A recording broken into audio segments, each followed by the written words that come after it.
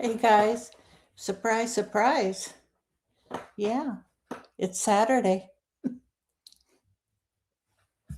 Let's see here. Okay, I don't see anyone in the chat just yet, and that's okay. We'll give you time. I'm usually on Wednesday evenings at 7:30, but we have a special guest and working around his schedule. And I figured, oh, what the heck? We'll just go live on Saturday night. It works. So, okay. Yeah, Yowie Dan will be, he'll be on in a few minutes. Let me go through housekeeping, get through all the different announcements and everything, and then we'll go on. Hopefully, we'll get a few of our regulars in here. I know that most everyone is camping right now down in Land Between the Lakes.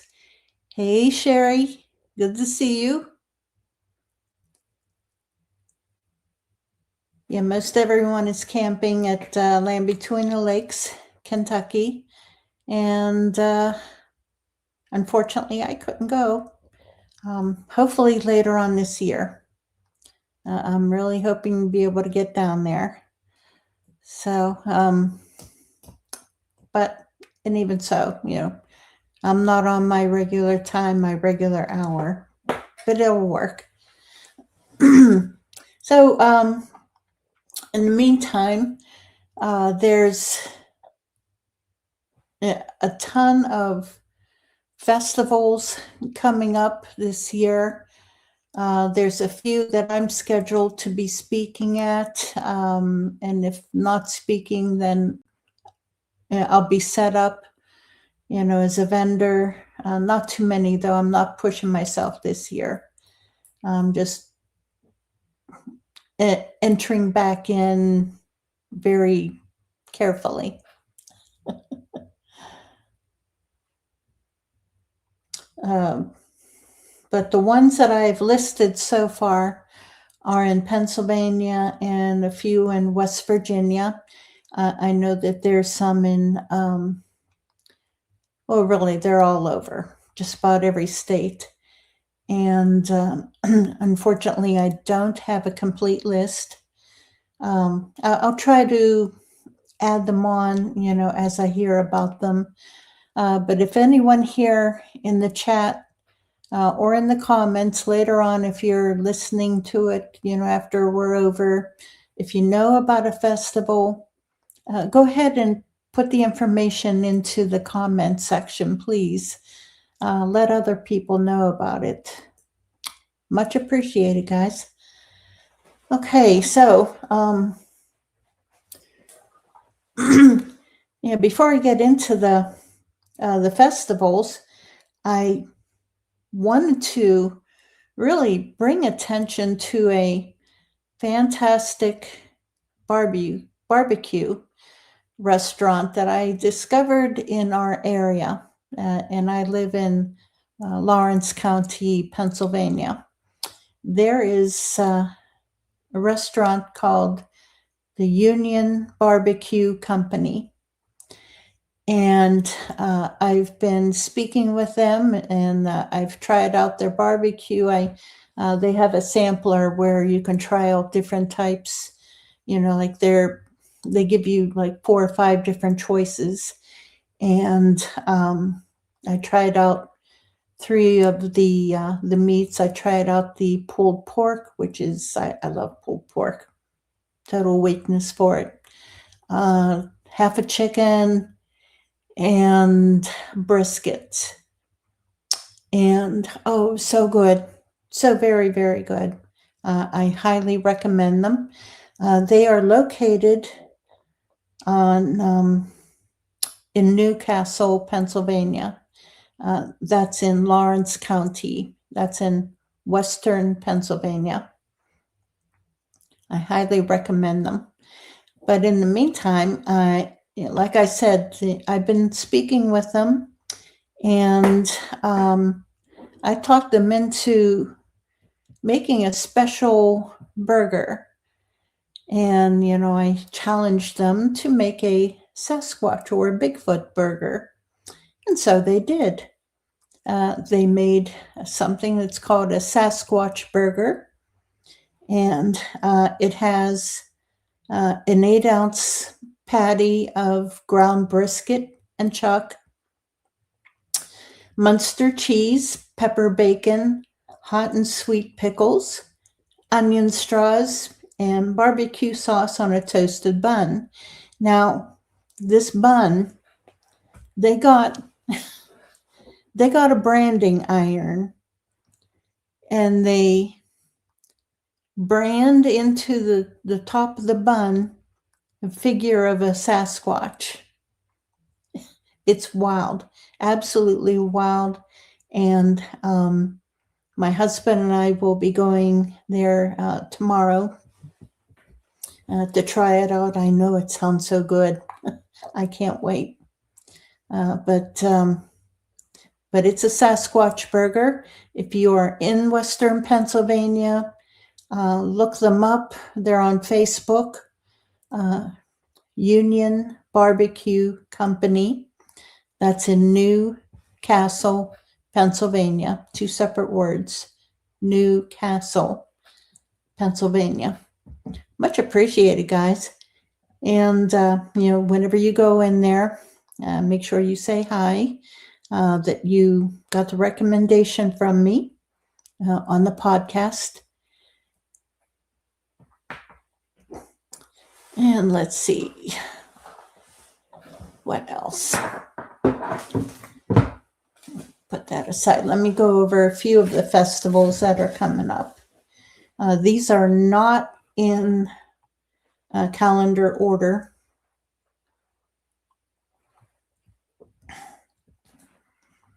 Let's see. All right. There it is. Saturday, May 30th is the Patsy Hillman Bigfoot Festival. This one will be in honor of Fred Saluga. And that is located in Hiller, Pennsylvania. That's in Fayette County.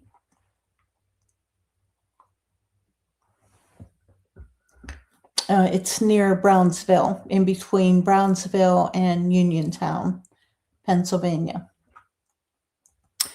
Let me see. June 12th through the 14th is the Forest County Bigfoot Festival. This is the big one. This is the huge festival located in Marionville, Pennsylvania. That's the Forest County Bigfoot Festival. I know over the past few years, they've gotten a crowd of 50,000 or more over the weekend. Like I said, it's huge. Okay. Sunday, May 17 is the Bigfoot Festival and pancake breakfast at Beaver Creek State Park. That is in Ohio. Beaver Creek State Park, Ohio. That's in eastern Ohio, near the PA state line.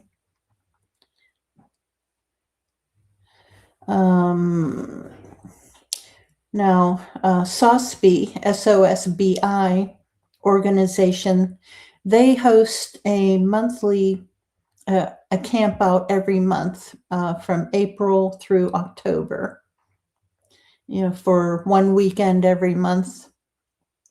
The first one is April 23rd through 26th. That is at Salt Fork State Park in the group camp on Parker Road. Primitive camping, $5 per night per person. Okay, let's see.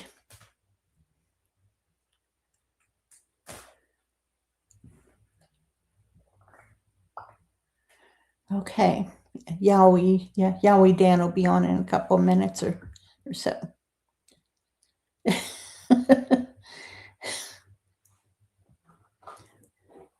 Okay, June 20th is the Fred Saluga Memorial Festival at Tomlinson Run State Park.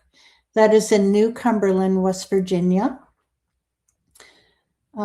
September 26th is the Western Pennsylvania Case Expo in Johnstown, Pennsylvania. Got a few more here. Just heard from Yowie Dan. He'll be on in just a minute or so. June 13 is the Grafton, West Virginia Monster Festival. Let's see, June 27 is the UFO Day in Buchanan, West Virginia. September 19 through 20th is the Mothman Festival, Point Pleasant, West Virginia. I have yet to go to that one, and it really isn't that far from here. Mothman. Comment on here, if you've ever gone to the Mothman Festival. October 3rd is the Fall Festival at Trans-Allegheny Lunatic Asylum in Weston, West Virginia. I have gone to the Trans-Allegheny Lunatic Asylum as a tourist. I was not able to go inside because it was closed at that point in time. So unfortunately, couldn't go through. October 9th through the 11th is the West Virginia Bigfoot Festival in Summersville, West Virginia. That should be fun. Should be a really good one also. Summersville, West Virginia. An area that is infamous for catching speeders. So if you go to that festival, don't speed. Okay. Alrighty. If you are interested, I have a few copies of my book. Hey, Robert, good to see you. It's $25, including shipping. I will personally autograph it, however you want me to autograph it. Just send me a private message, and we'll arrange everything there. I also have, let me see, t-shirts, ton of the Pennsylvania Bigfoot t-shirts. Let me see, those were, those are $25, including shipping. That's part of my fundraiser. And then I have a bundle here. Special bundle. There's a pair of Bigfoot socks.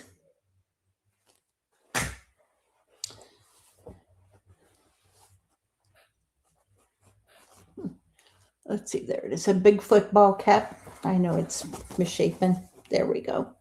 Yeah, Bigfoot ball cap with our patch on it.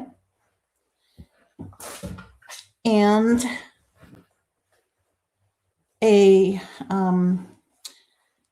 you want, I can throw in this pair of Bigfoot Christmas pajama bottoms. I only have size large in these.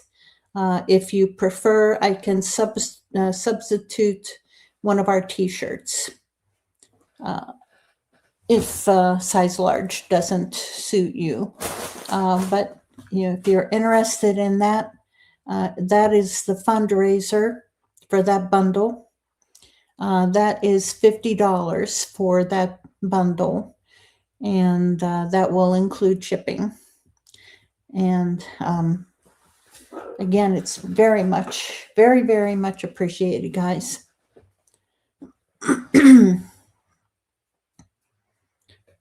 And again, my book, I can personalize it to you, sign it however you want me to sign, and get it to you. I take PayPal, Venmo, what's the other one? Cash App. Yeah, just those three. Or I will take a personal check, but then you got to wait until it clears. Okay, all right. Hold on a second. We have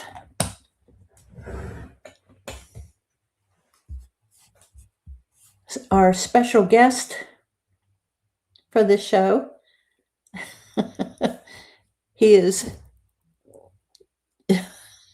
getting ready right now.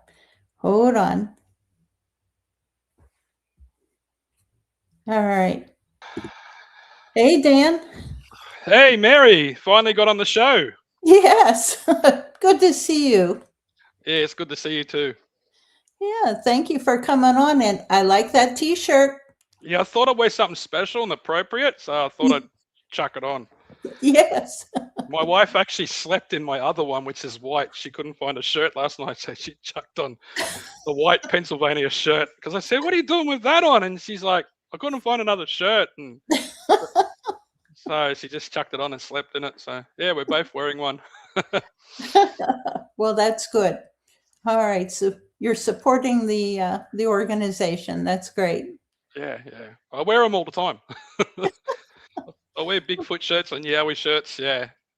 All right. That's great. And a few years ago that a newspaper, one of your local newspapers had interviewed you, and you were wearing the t-shirt there, or was it a TV news or something? Yeah, I think it was one of the newspaper, but it was online. So Yes. yeah. I've had so many, it's kind of hard. You lose track of it all. Believe me, I know. Now, Yowie Dan and I, we've known each other online, never met in person for, I don't know, about 10 years, 9 years, something eight, like that. nine Yeah, years. yeah. It's been a while. Yeah. Yeah, I know for a while there I had planned on going to Oz, Australia, but just didn't make it. I think that's whenever COVID hit. Yeah. I think that was the cause of it. Yeah, everyone's plans were canceled. Mm. So, what's going on with you? Well, I went out a few weeks ago, or probably about 2 months ago, into an area to show a friend a an old sawmill site in the Blue Mountains. And in early 1900s, a guy bought up about 630 acres of land to have a sawmill down in the valley, cut all the trees down, and then bring them up by a railway line that they built. So the trail to go in is pretty straight because they had the railway line there, and all that's all gone. There's no railway line. There's nothing Yeah. except one metal bucket on the right hand side of the trail that's been sitting there for 125 years or something like that.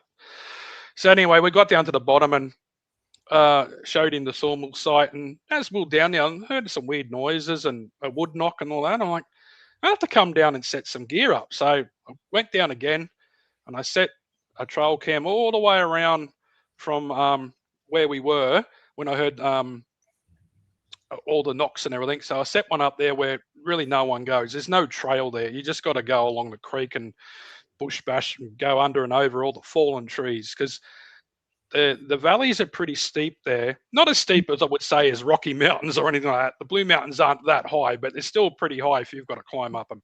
Yeah. So they're only a couple of 100 meters. They're not like kilometers. Anyway, but the sun doesn't get down there that much. So all the trees, if they die, they rot away pretty quickly. They don't last that long unless they're massive trees. Mm. So I set some gear up there, and then I decided to find this hidden waterfall that was there.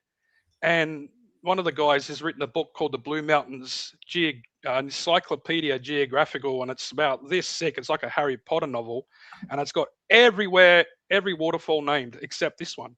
So I asked him, do you know about this waterfall? And because I spotted it on Google Maps, it's like this little black round hole. And when you zoom in, there's a waterfall there. So decided to try and find it. But I missed the turnoff creek and I kept walking straight up the main creek. And it was raining, and I'm like, I'm hearing these foot stomps up and up like above me on the ridge. And I'm like, all right, I'll keep walking. I probably walked a good hour. And then I come to an area and I'm just standing there, and I'm got gaiters on because there's still snakes. Even though it's raining, there's still snakes. So we've got the brown snake, which I happened to come across walking out that day, and it was about this far, about 2 foot from my hand. There was a Ooh. baby one. So if it bit me there, I would have been safe. I would have just rung up because I was in phone signal, and I would have been okay. But you do come across them. But they're only up the top where all the little lizards are. They eat the lizards. You go down the bottom where it's cool and that. They're not there, but you still wear the gaiters the whole time. Yeah. It saves your legs from getting bashed up by the trees and all that too. Yeah. So anyway, while I'm there and I'm checking for actually leeches, and I've got a few leeches on me, and I'm flicking them off, and I forgot to spray my legs with Bushman's, like it's like a spray for ticks and leeches that keeps them at bay. So anyway, I didn't do that. So they've got leeches on me. I'm flicking them off, and I just kind of look up as I'm doing this, and I'm kind of like under this, like an overhang, where it's part of the rock ledge that's come apart because it's all sandstone there. There's places getting closed all the time to get fixed up because of the landslides, because of the sandstone giving way.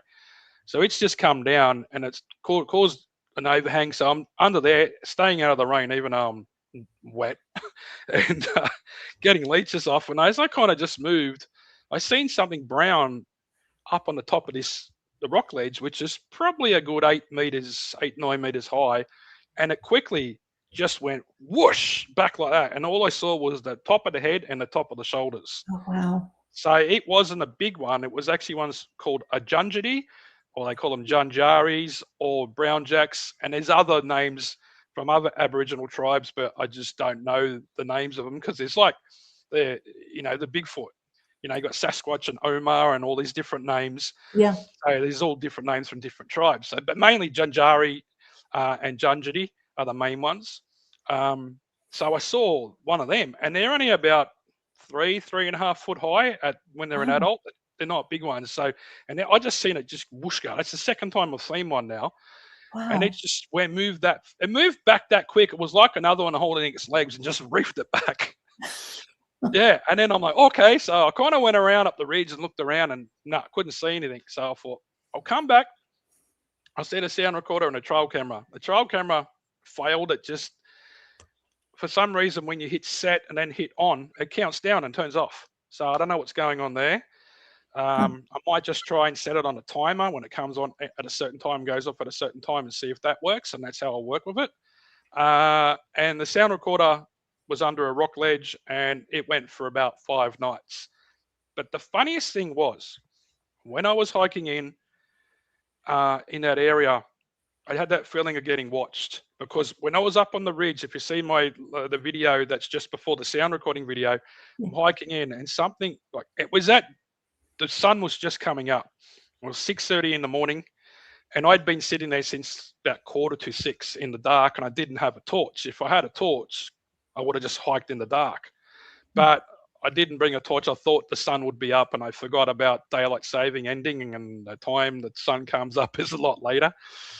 So I've hiked in, and something's just gone whoosh from one side or the other behind me from one side of the track to the other, and it was just bang, bush bashing through, bang, crash through all the trees, and then it stopped. there's kangaroos. People say it might have been kangaroo. I never seen kangaroos up in the mountains there. They're always out in the flat plains eating the grass. Yeah. Wallabies, very rarely do you see them or hear them. They're not that big to make that amount of noise. So I don't know what it was. I can't say it was a yowie, but I'm putting my finger on one. Anyway, Yeah. so when I got down there, that's when I set up my sound recorder, but I heard the stomps and a few weird noises. And then so I set it up. And as I was setting it up, I was hearing some weird things happening. And I'm kind of, all right, they're here. I'm going to get some. So when I took off and I walked away, I actually went across the ridge. Across the creek, up the ridge, and I was gone because it was easier for me to get out via walking up the ridge and then meeting the trail than going along the creek. Mhm. So I thought I'd just go there and check out that area as well. So within a minute or so, I'm gone. You don't hear my noises, and I'm not breaking any branches. I'm not doing anything. So within that 15-minute mark, you hear the first sound recording. You just hear bang, bang, bang, bang, like over about 15 seconds. And then there's other noises, things walking around, more like a tree break, crack. And then it keeps on going with things walking around. And then the last one was on the last night before the trial. The sound recorder stopped. The batteries just has little AAA batteries. I've been using this Sony sound recorder for 15 years now. So it's easy. They're only small. You just put them out. They don't weigh nothing, and you place them. I got another one. I should have placed another one, but I thought one's enough just to see what I'm going to get in the area first, and then I'll start putting out more. And yeah, so the other one, the fifth night was when something really started smacking into things. You could hear it, boom, boom, boom, boom, boom, and then it stops, and then the sound recorder, the batteries gave up. So I'm really impressed with that.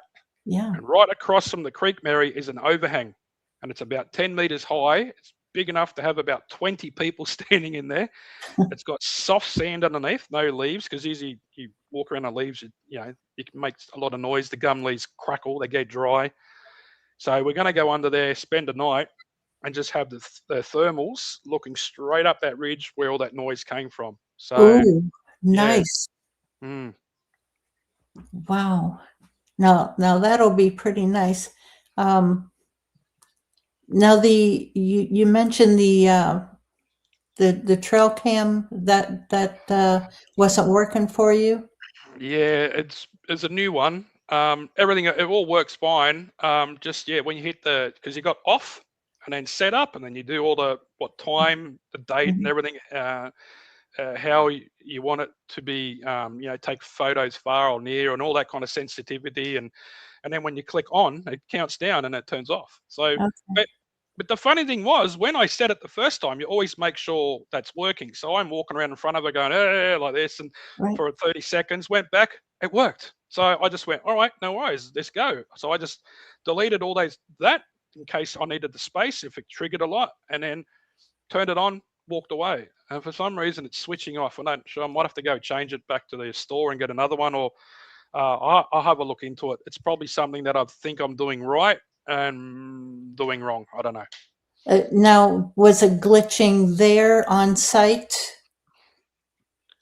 That's the first time I actually turned it on. I didn't turn it on here because I'm like, oh, I know how to work these things. I've Well, had that many of them.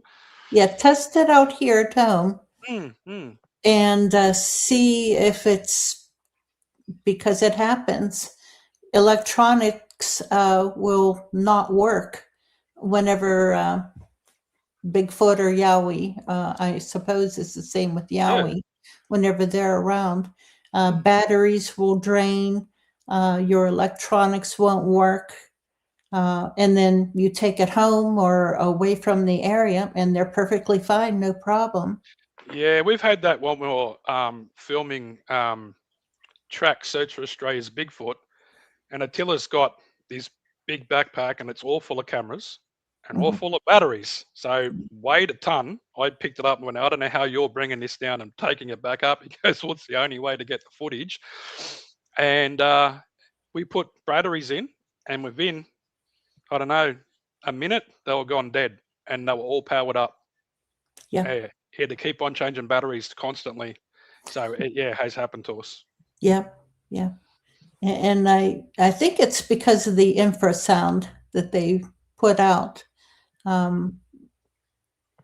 don't know if I've asked you before, if the Yowie uh, puts out infrasound or not, or getting zapped. That's what people have said, that they've been, out there and they know that, Yeah, they're hearing tree breaks and foot stomps, and then they just start feeling weird, like, you yeah, know, they're like they're dizzy and stuff like that. I haven't had it happen to me. okay. All I've had is the smell, that really smell of just different kind of things like skunks and Yes. wet dog and burnt electrical wires. And I'm like, wow. So I'm at Wentworth Falls laying on the ground because the trail kind of come over this hill. So I've got the camera and I'm there for about 5 minutes filming constantly going, this thing comes over, I'll get footage of it. And then all the smell disappeared and nothing happened. So yeah, Yeah. Yeah, it's something, the similarities between both, that they both do, it's the smell, the infrasound, getting zapped, and uh, that the infrasound will affect your electronics, and that's what that's from.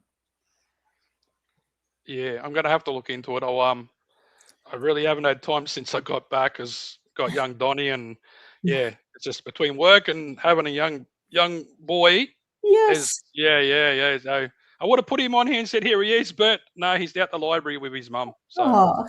and it's all quiet here for me to do the podcast. Well, that's good in a way. I would have loved to have seen him. Maybe next time. Mm, I've seen little video clips that you've sent and the photos, and yeah, he's adorable, adorable little boy. yeah, he is. He keeps us on our toes. And I'll yeah, bet. yeah, does a good job at that. Does a great job. But the reason why I got into Yowies, I let everyone know that I used to train racing greyhounds. I only had a couple. Um, my dad had them when I was growing up, so I thought I'd have a go in it. And anyway, so I was down at a place called Appin, which is, if you fly into Sydney Airport, you'd have to get on a car, and it'd probably take you around an hour to get down to Appin. It's south of Campbelltown. That's the main kind of um, city down that way. And it's a straight track and it goes straight up the hill. So it's about 400 meters long. Excuse me. Anyway, I was down the bottom and all the other people were at the other boxes. They were about 300-meter mark. So I'm standing down there waiting for my turn, which was going to be about a good 40 minutes, because it takes about 10 or 15 minutes to run between each trial to get the bunny dragged down and all that kind of stuff. It's Mhm. cold. Our winters aren't as cold as your winters. We don't get snow. Only down Perisher Valley and that, which is down past Canberra. Anyway, so I'm there waiting in the cold, just got my jumpers on, the dog's there, and I'm walking around, and she'd never barked before, this dog. Never, ever barked. She was the quietest dog. And when you train the greyhounds, you just train them to concentrate on the bunny, the lure noise of the little rollers when they're dragging the wire going over them. Mhm. So I'm standing behind the boxes because I'm like, this is my the last trial before mine. I'm number trial 5. So it's first in, best dressed here. If you get in first, you get first trial. Anyway, I was the 5th car there and I got there really early. So these people must have got there at midnight. So that's to get in and get out first. So anyway, she turns around while this trial's going on. She don't care about the lure or nothing. And she's barking, and all the hair on her body is all standing up because it's winter time and I just let her hair go long so it keeps her warmer. Back. And I'm like, what's going on, Sally? And she's looking up at me like, don't you know? And then I'm like, what's going on? And this all probably took about 5 seconds. Straight away, back. And I'm like, what's going on? And she looks up, and next minute, I just hear like something had a chest like Andre the Giant or bigger. I can't get anywhere near the noise it made. It sounded like a lion, an elephant, and all these other massive African animals all put together. And I'm like, what the hell's going on here? Because where the boxes are, she's pushed me into the starting boxes, and it's probably only about 4 to 5 meters, probably not out 4 meters to there's all these tea trees, and they're all thick bush. You can't see through them. I could Yeah. only see maybe like 5 centimeters through them. Next minute, there's a big, about a 20-foot tree, gum tree, but I think some of it had broken off. by memory, maybe got hit by a lightning bolt or something and broken the wind because the gum trees are really brittle. You Yeah. know, like you don't want to be camping under one of them. In Australia, when you camp, you look up and say, "No, I'm not camping under that," because they fall down. So anyway, it's shaking this tree. The trunk of it's about basketball size, so that's Okay. about how round it is, and you can hear the roots in the ground breaking in the ground. Ooh. There's no way of getting a truck or anything in there. I would have heard if it was a bulldozer or anything because it's thick bush all the way through. Now there's some sort of paintball guys, playing armies with paintball guns, but that wasn't there till years later. So it's shook the tree around. The tree's kind of leaning up against the other ones, and then it took off away from me in about I think it was like a southwesterly direction, and it was just like massive, like what do you call them? Those big sledgehammers hitting the ground, boom, boom, boom, and just everything just getting smashed out of its way until like I couldn't hear it no more. So me and the dog, we just took off and went up to the other boxes, and there's people there talking. I'm like, "Oh, did you hear that? Did you see that tree? Something nearly ripped out on the ground." And I'm all hypo like this, and they're going, "You look like you've seen a ghost. You're all white." And the dog's all the hair standing up on the dog, and she's like this, and they're like, "What's going on?" I said, "I know, there's a big monster down there." And then so I went back down on the track with the guy Dennis who was running the boxes. I said, "Here, take the dog. I'm getting in the car. I'll meet you up there." She's run up the track. Didn't do any good time. She was already worn out, but I gave her a run. Got her Oh, up the top there, gave her some water, jumped in the car, got home, got on the computer and went, Yowie, and an Australian Yowie research come up, a web page that Dean Harrison runs. So I'm going to get on here. So I'm like looking at all these sightings. I'm like, gee, these things might be real. Like, to me, it's a little Yowie chocolate or a Dreamtime story from the Aboriginals. That yeah. is it. I liked it. I wanted it to be true because growing up, we watched The In Search Of with Oh, Leonard yeah. Nimoy, and you see Bigfoot and Amelia Earhart trying to search for her, and there's Loch Ness Monster and all these other things. And we used to love watching them back in the Yeah. late 70s, early Oh, yeah. 80s. Yep. And so I'm like, gee, these things might be true. So I'm like, all right, I'm looking up, and there's so many Blue Mountain sightings and encounters. And I'm like, I'm going to go up there. So I bought all this camping gear and, all this heavy camping gear. I can carry it. And this is 20 years ago, sorry. So I'm lugging it out there and just camping out in the bush by myself. I'm like, oh, yeah. And then you'd hear all these weird noises. And then after a while, the weird noises started being owls and, bush rats and possums and all these different noises. But then you'd hear wood knocks, whack. And you're like, I'm like 10 kilometers in the bush. What's whacking a tree? Yeah. Nothing's got a hand like us. And then you're like, all right. So started putting sound recorders out and trail cams, and then it's just gone on from there. Yeah. Yeah. Sorry, I just got this cough. I can't get rid of it. Well, I think at least for us, it's allergy season. So everyone's coming up with all kinds of stuff. You're getting spring. We're in autumn, and it's kind of getting cool in the mornings. I think that's what it is. Yep. Yeah. Now you've got a YouTube channel. What's the name of it?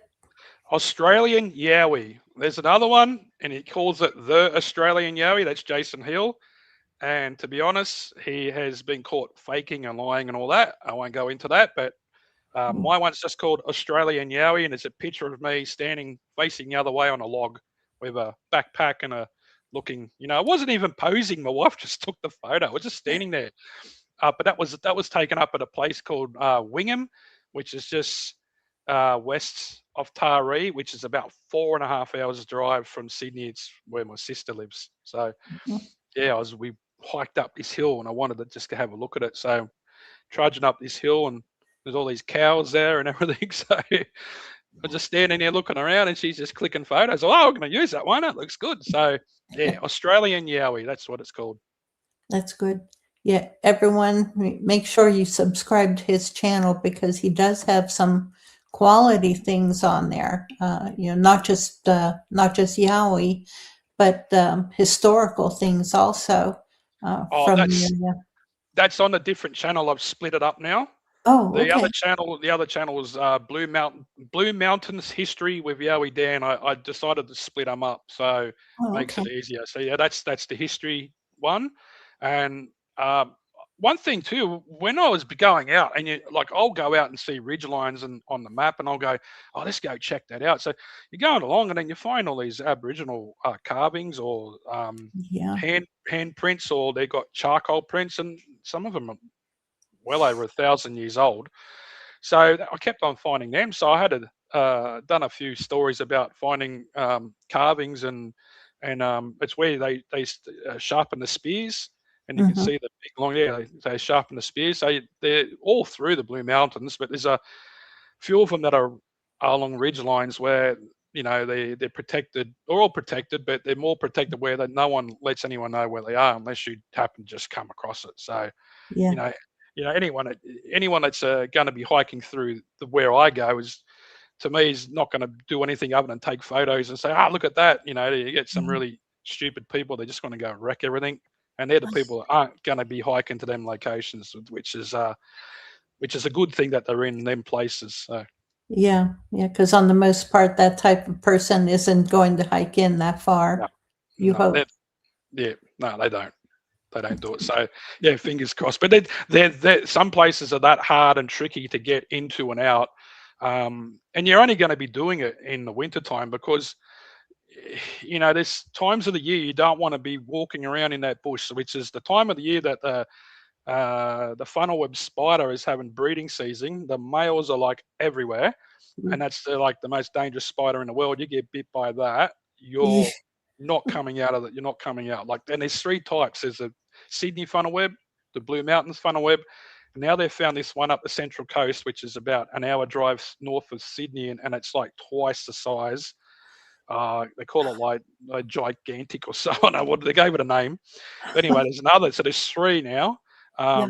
So yeah, so if you get bitten by one of them, they rear up like this, and they got these big fangs, and they just whack. They go, yeah, you can see them. You know straight away as soon as you see it, it's a funnel web. So other than that, they just hide in these little holes, and you got the funnel part is where all the web is. So they call them funnel webs because of that. And Hmm. other than that, you don't see them. So if you know the time of year that they're coming out, um, yeah, people find them in their swimming pools, and they think they're dead, and they can be underwater for 3 hours. They go to grab them, and they get bitten because they're still alive. So Oh, yeah, wow. yeah, yeah. So they're worried about that. And the brown snake, that's Yeah. it's the second most deadliest snake in the world, but really, to me, it's the most deadliest because you're going to come in contact with that snake more often if you're hiking than the most deadliest, which is way out in the middle of Australia where no one's going. There's no one's out there, so you don't ever hear of anyone getting bitten by an inland taipan, which is, or fierce snake, it's called. That's the most dangerous in the world. Yeah. So brown snakes, you hear of one or two people dying per year, and sometimes they're only in the suburbs here, which is just just the eastern side of the Blue Mountains. And yeah, I, the snakes are biting them there. So yeah, you got the red bellies, you got tiger snakes. You get bitten by them, you got a better chance of surviving. But what I'm saying is, if you're down in the valleys like I am, yeah. you just can't hike out. You're going to be dead before the venom's going to go through. Your heart's pumping. Yeah. So I take a personal locator beacon, and you just flick one of them, and hopefully they get to you in time with a helicopter and get you out. So Yeah. Wow. I never want to be in that situation. I wear gaiters, which is it goes from my ankle to my knee, and I got like really thick, heavy ones. I don't mind putting them on, and I got leather boots. So if a snake does hit my shoe, the leather will stop it. I don't wear the other like material where the snake will go through easier, its Yeah. fangs. And yeah, so that's the things I only worry about when I'm out there. Leeches and ticks and all that. No, they just bite you and just get rid of them. So Yeah. Yeah. Around here, we have well, there's the rattler and a copperhead snake.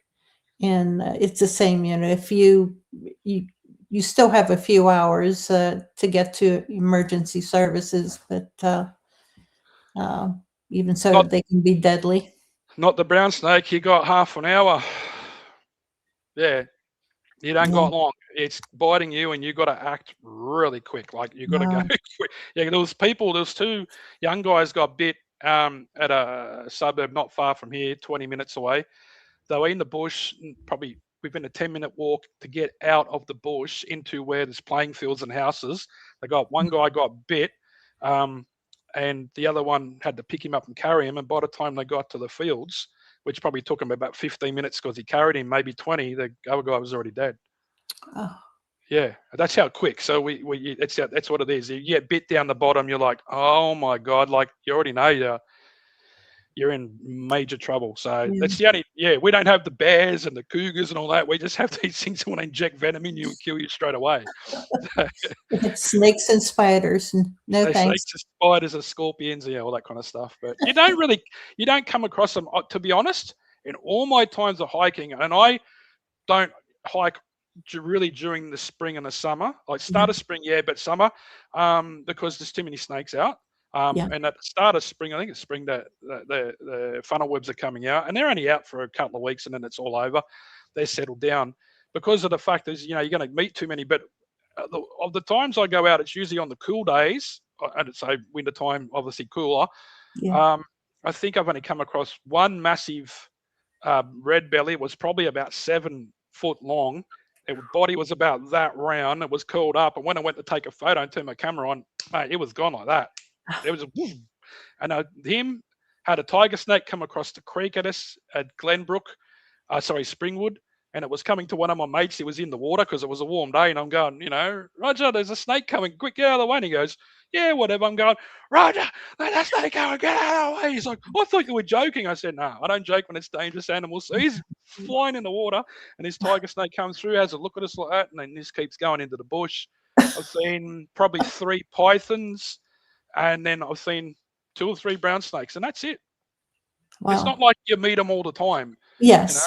So it's not like, so unfortunately 3 or 4 times have been brown snakes, but they're only the baby ones, and the baby ones are actually more dangerous than the big ones, because the big ones might just give you a bite and then go, where the baby ones will inject you every time, and their venom's just as bad and as much as the big ones. Wow. So so that's why, but you guys have got the rattlers and the other snakes, and then you got bears and cougars and all these other nasty animals that want to eat you. Yep. I'm more afraid of them. I'd rather have the snakes than the spiders. Yeah, I don't care too much for the bears or the coyotes. They can be nasty too, and they work in a pack. I've only there was a cougar, a mountain lion, who was around here about 2 years ago. My husband saw it, and I heard it hunting one night.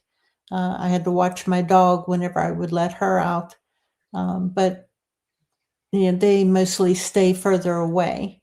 And the bears, they only wander through. They don't stick around. Yeah, we got the dingoes. We got the dingoes, but unless you're a kid or a young, up to 10 or 12 years old, they don't bother the adults. But I've seen dingoes, 2 of them chase fully grown male kangaroo, which is up to like 7 foot tall when they stand up, and chase it and then bring it down. So, Wow. when I was out doing the K to K, which is Canangra Walls to Katoomba, which is about 55 kilometers, and it's like extremely hard up and down these mountains. I did a cooey, and then all these dingoes started making noises, and John, who was one of the guys, did the hike. He's from England, but lives out here.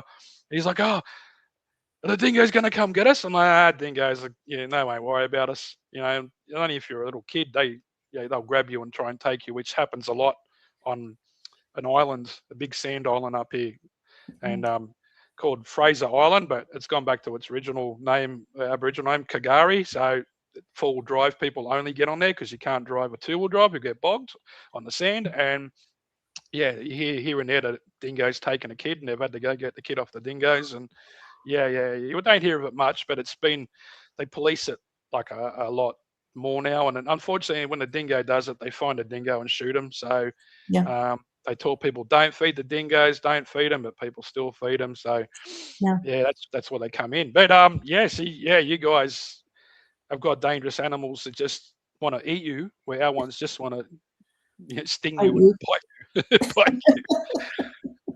So either way, it doesn't matter where you go in the world, there's always something dangerous around there. Oh, yeah. Yep. That's right.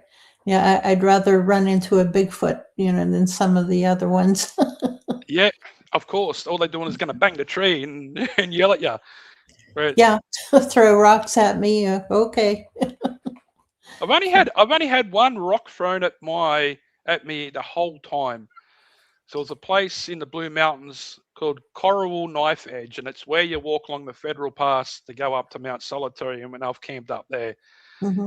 and we were camping along there because I went there with my son, one of my twin boys, and he was only about 12 or 11 or 12 at the time, and he was just outside with the marshmallows on the fire, and I was just getting changed in the tent, and he's like, "Oh, Dad, something's walking bipedally through the bush," and because we're watching all these Monster Quest shows back then, Of course. in the early 2000s, and because I knew everything was always walking bipedally, they always say that on these shows, and I'm like, "What?" So I'm coming out, and I'm like, "There is too," and this little it was probably about 5.5 tall, 6 foot. It wasn't that tall. Wasn't It was just a juvenile yowie. It's come down and it was black. It was black as his shirt, Mm. and it come behind these gum trees. They're only small little round ones, but all bushy when they're young. And it was a group of them, and it's behind these gum trees. And I'm like, "Come here, come here, come here." Get my son, "Come here, come here." And I've had a big World War II machete with me that my grandfather used in the war. So I've got this big thing, and I've pulled it out like Crocodile Dundee.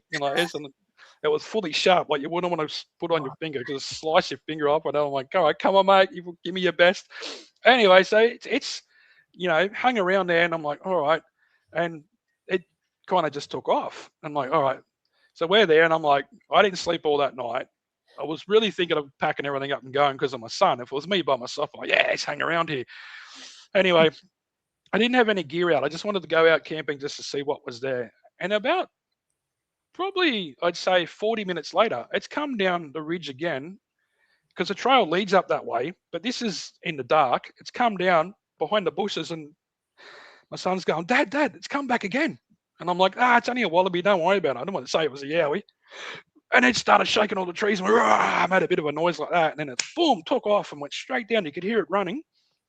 Mainly it took off because I didn't have shoes on. I took them off, and I'm just going up the trail about 10 meters, and I went to an angle and I put the torch right on it. And I had a good look of it, and it didn't look at me. It just lit it up, and it just went whoosh down. And it's about 45 degrees going down there because we've hiked down so far and we couldn't go any further. We're going to have to get ropes and abseil about a 20-meter part to get into there. There is a way you can get in there by foot all the way, but we haven't found that one. I've got to ask a guy that does that to maybe make it a bit easier. But this thing's just gone all the way down, and you could hear it jumping over fallen logs because you'd hear the footsteps, then you hear Yeah. nothing. And then you hear the footsteps and go, "It's jumping over logs." I don't know how it kept its balance because it was just going down like this. And yeah, so I decided to go back there. It was about 2 weeks later. That was October 2013, and I went back in January 2014. And I went with a mate, and he's like, "Oh, I never had a yowie encounter. I want to have one." So all he did, I brought my big machete. He bought a police truncheon that opens up. Like we don't have guns out here. Like the only guns here are the criminals. Everyone else is pretty much there's no guns.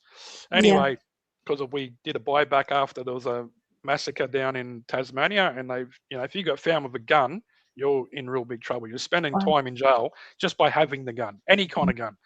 So anyway, I've gone back with Heath, and where we could hear him. Like it was like a father waiting for the baby to be born in those old movies, and they're just like walking back and forwards, and you can hear two or three of them on that side of the ridge, and because it's only like really a short area at the top, and it just goes straight down like that, and we're out the top here, and they're going either side of us. And we're like, he's like, "What the hell?" I go, "Yeah."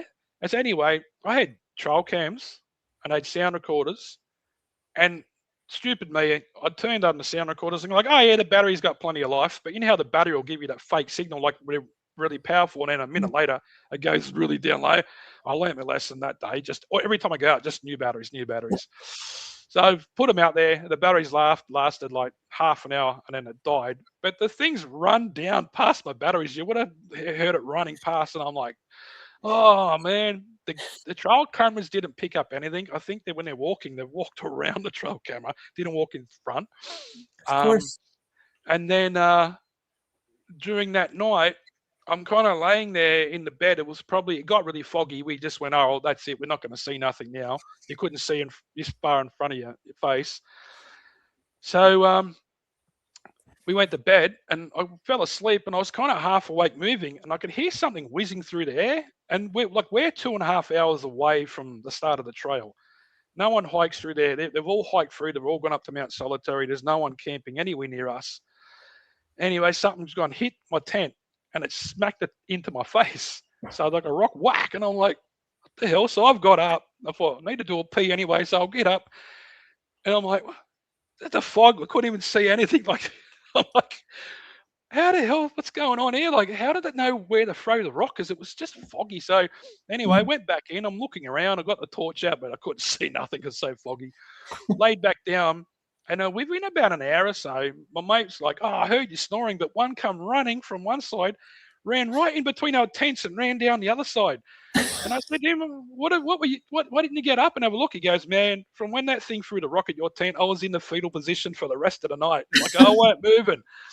So I got up, and the first thing he said when he got out of the tent, he says, I heard that rock get thrown at your tent last night. That was the first thing he said. He goes, I haven't slept. I'm like, oh, I slept. He goes, yeah, I know. I heard you snoring, and you're all right. I said, how can you sleep? I go, hey, get used to it. You go out. You do, yeah. You get used to it. But I haven't had one come and play with the tent.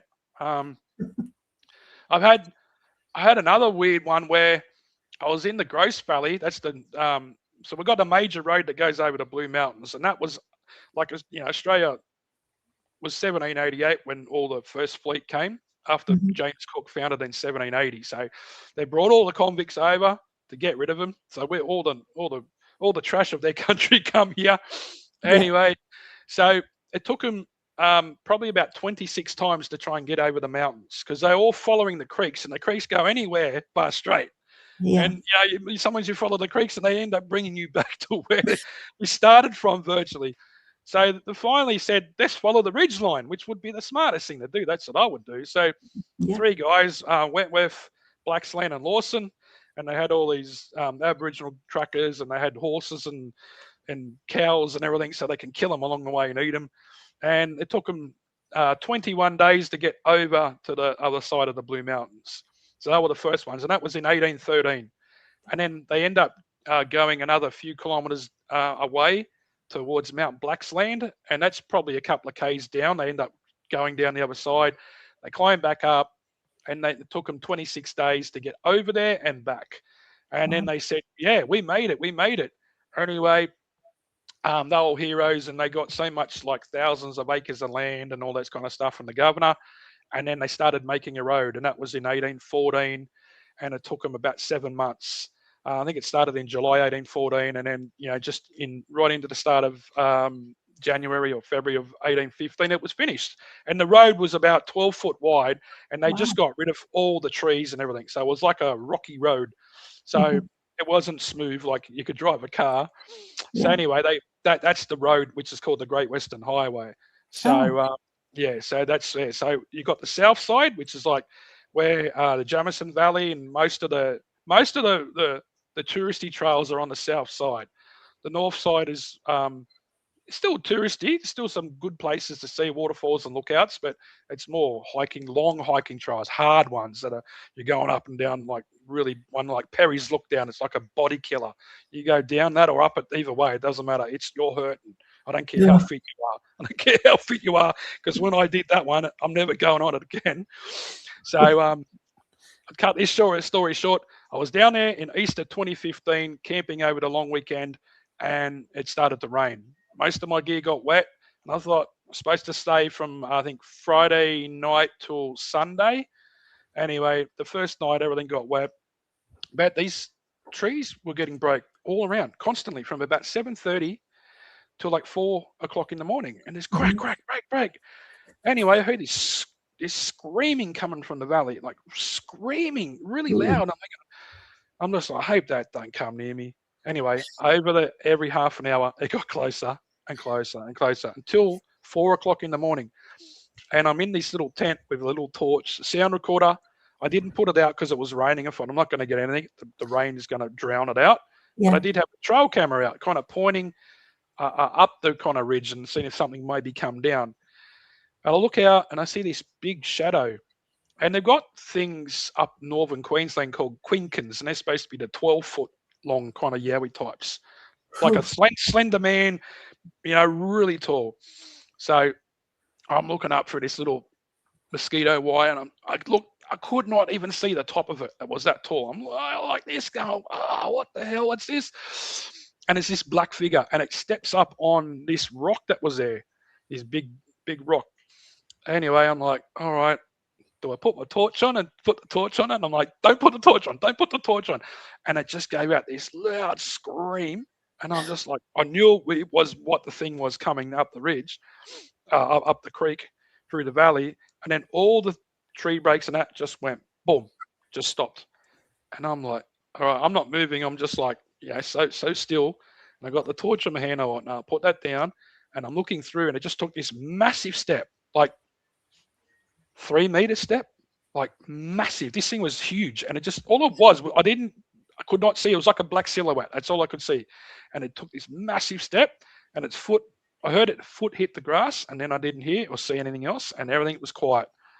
And it was just little bits of raindrops on the leaves, and I'm like right near the edge of where the bush is, and there was a toilet block right not far away. And the only reason I went near that because it was raining that much to set up the tarpaulin and my tent. I had to set it up in driving rain and get my bag out of the toilet area, which had about 1,000 mosquitoes in it trying to attack me.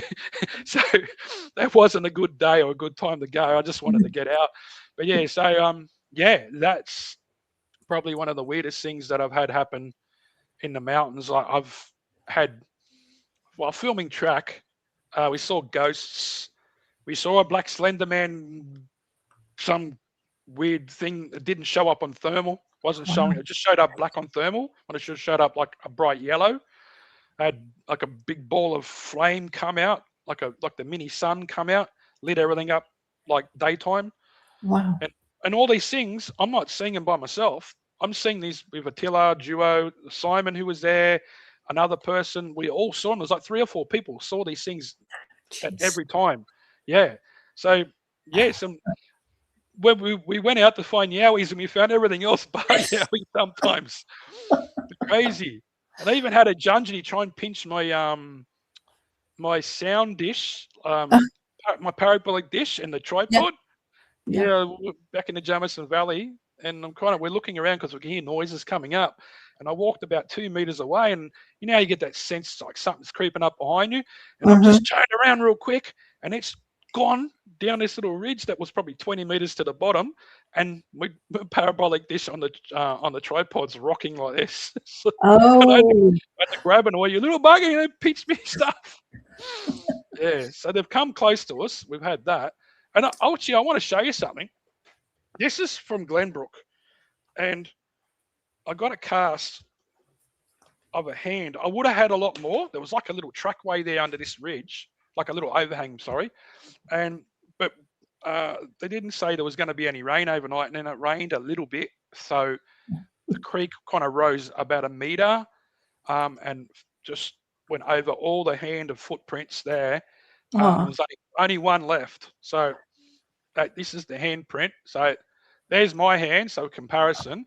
So can you see the little fingers here? Yes. Yeah, I see that. I'll try and get it and then that part, this part right here is like this part on your hand.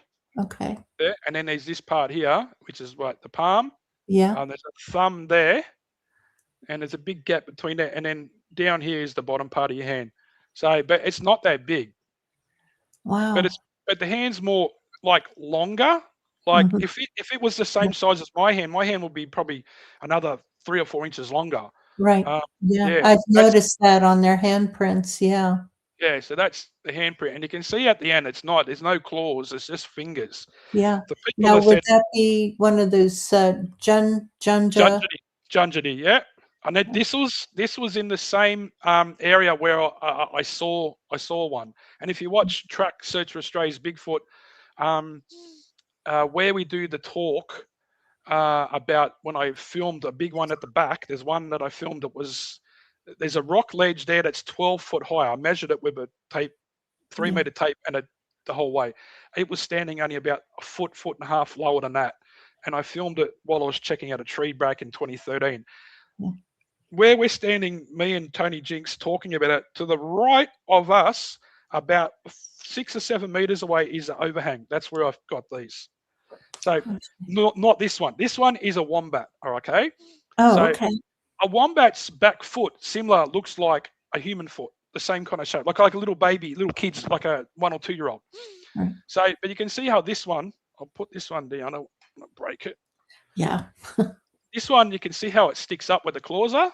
Okay. Yeah. See? So that, and then that's Oh. that's the wombat handprint. So it's it's good size. Yeah. And it's similar in some features, but some people were saying like this is a back part down the bottom is the back foot, and this part is the front foot. And so I got it out there, and I can see similar features, but then no, I just like I looked at a lot of them, and Yeah. You've got the thumb. Yeah. So it's a lot different. So that's only the front foot. I did have the back foot, but some reason it got lost. I think I showed someone and I lost it somehow. But that's a small handprint, and no one's got a handprint that's from a Junjity. Okay. Yeah. Or even a howl. Sorry, Mary. Even a howl. If you listen to the trailers or watch Track Search for Australia's Bigfoot, and it's available for free on Tubi TV, and so is Tracking the Law, which is the second documentary. At the start, you'll hear this howl noise. That's what I recorded in Marra National Park. So yeah, so no one's recorded howls like that. I'm the only one. Wow. In Australia. That's amazing. Great job. It come out of the blue too. There was nothing going on, and then all of a sudden they just went like the sound recording. Like it doesn't do it justice to how loud it was. Yeah. Even my wife was there, and since that day she believes in Yowies, because if you hear the whole footage, you can hear her chucking wood on the fire, and she'd hear the fire getting bigger and bigger as the time's going along, because it was going on and off for about I'd say about 40 minutes. And it was like it was trying to call out to find where the family is, because it was over here, and it's a tidal creek called Marra Creek, which runs off Bedford Creek, which runs off the main river, which is the Hawkesbury River, and it goes out to the ocean. So when the tide goes out, the water goes out, you can walk across. That's how I set my trail camera across there and the sound recorder. And the water is freezing, because when I came back, my feet were blue, and I'd put them next to the fire. So you're not going through there in water that's about this deep in that area. And that's what I ended up doing, coming through the creek, went through all the bushes there, and there was another couple that were about 100 meters away at the other side of and he came out, started a fire, because his girlfriend at the time was crying. She was freaking out, and he said, he goes, I've been shooting, because we talked to him the next day. He goes, I've been shooting and been out in the bush shooting wild pigs and all that. I've never heard that noise ever. And it shot past him and his girlfriend and went up the ridge to where we hike in. Oh, wow. And since then, me and his name's Kurt, become good friends, and we go back there every year. But I've never been able to record that howl. But we recorded a lot of other weird things, some really good sound recordings down in that area. That's fantastic. Some really good areas.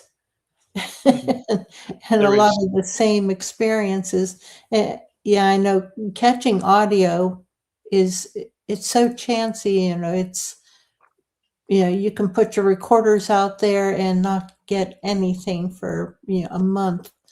And then all of a sudden, out of the blue, it just happens. I will say to get something weird like a wood knock or some sort of vocal or anything like that, it'd probably be one time out of every 10 times I go out. Mm-hmm. And it's always when you don't expect it. When you Yeah. go out and go, yeah, I've had a lot of stuff happen here, nothing happens. You go to a Yep. new area, think, we'll see what happens. Bang, everything just starts going off. Yep. But Maramara is different. Every time I go there, I get something. Every time. And Ah. I'll tell you a short story. The guy I met there, Kurt, we go out. His business is fixing sewage pits and stuff. When people aren't hooked up to the main line, they've got to go and fix them up if they break down or change motors and pumps and all that. Mm-hmm. He went to a place where he's got to buy some stuff for that, and he got talking to the guy there, and this guy said his brother lived in there as a homeless guy in one of the caves for 18 months.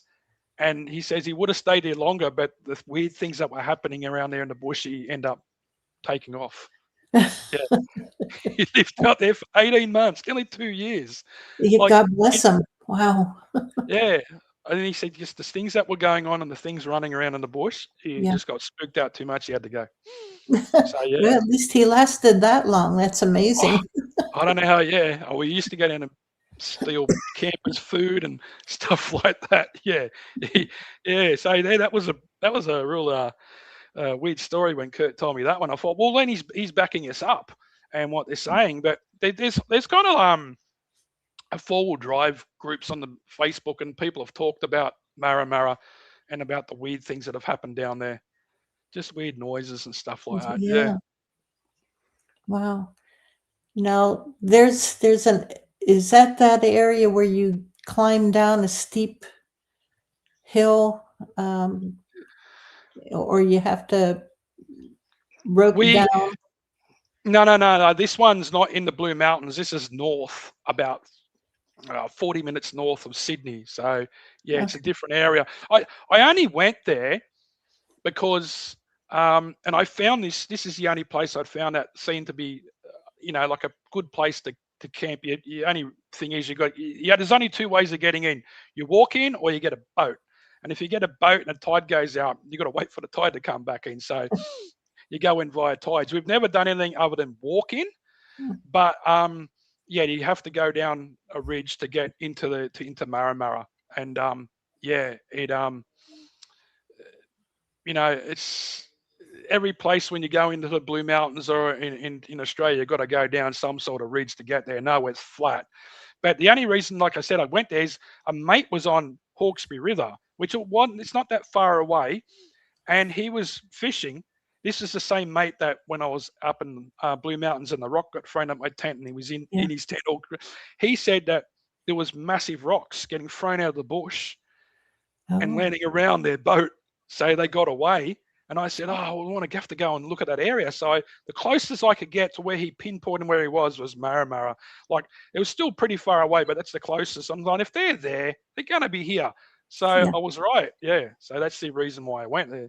He says the rocks are like soccer balls, basketballs, just Huh. getting hurled 20, 30 meters. They were watching them coming out like a cannon with firing them. Boom. And they're like 3 or 4 of them come. And he said, no, we're getting out of here. So they took off. Well, they achieved their goal. Yeah. They chased them away. Yeah, it certainly did. I said I would have moved a little bit further out and said, come on, see if you can get me here. But they said, no, it freaked us out. And, the funniest thing is, as well, people, like, I come out after a certain time and said, yeah, I look for yowies and all that. And people laugh at you and all that.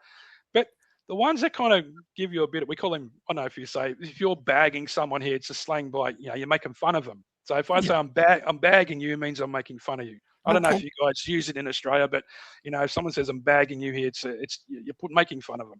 Anyway, people do that to me, and Yeah. sometimes you get a phone call, and it's this person that's been giving it to you for like about 10 years. Oh, we had a yowie encounter. This thing was chasing us around. I said, no, you believe now, do you? And they're all hyped up, and I'm going, okay, you believe me now. And so I've Yep. had that happen a couple of times, and people have rung up and said, I believe you now.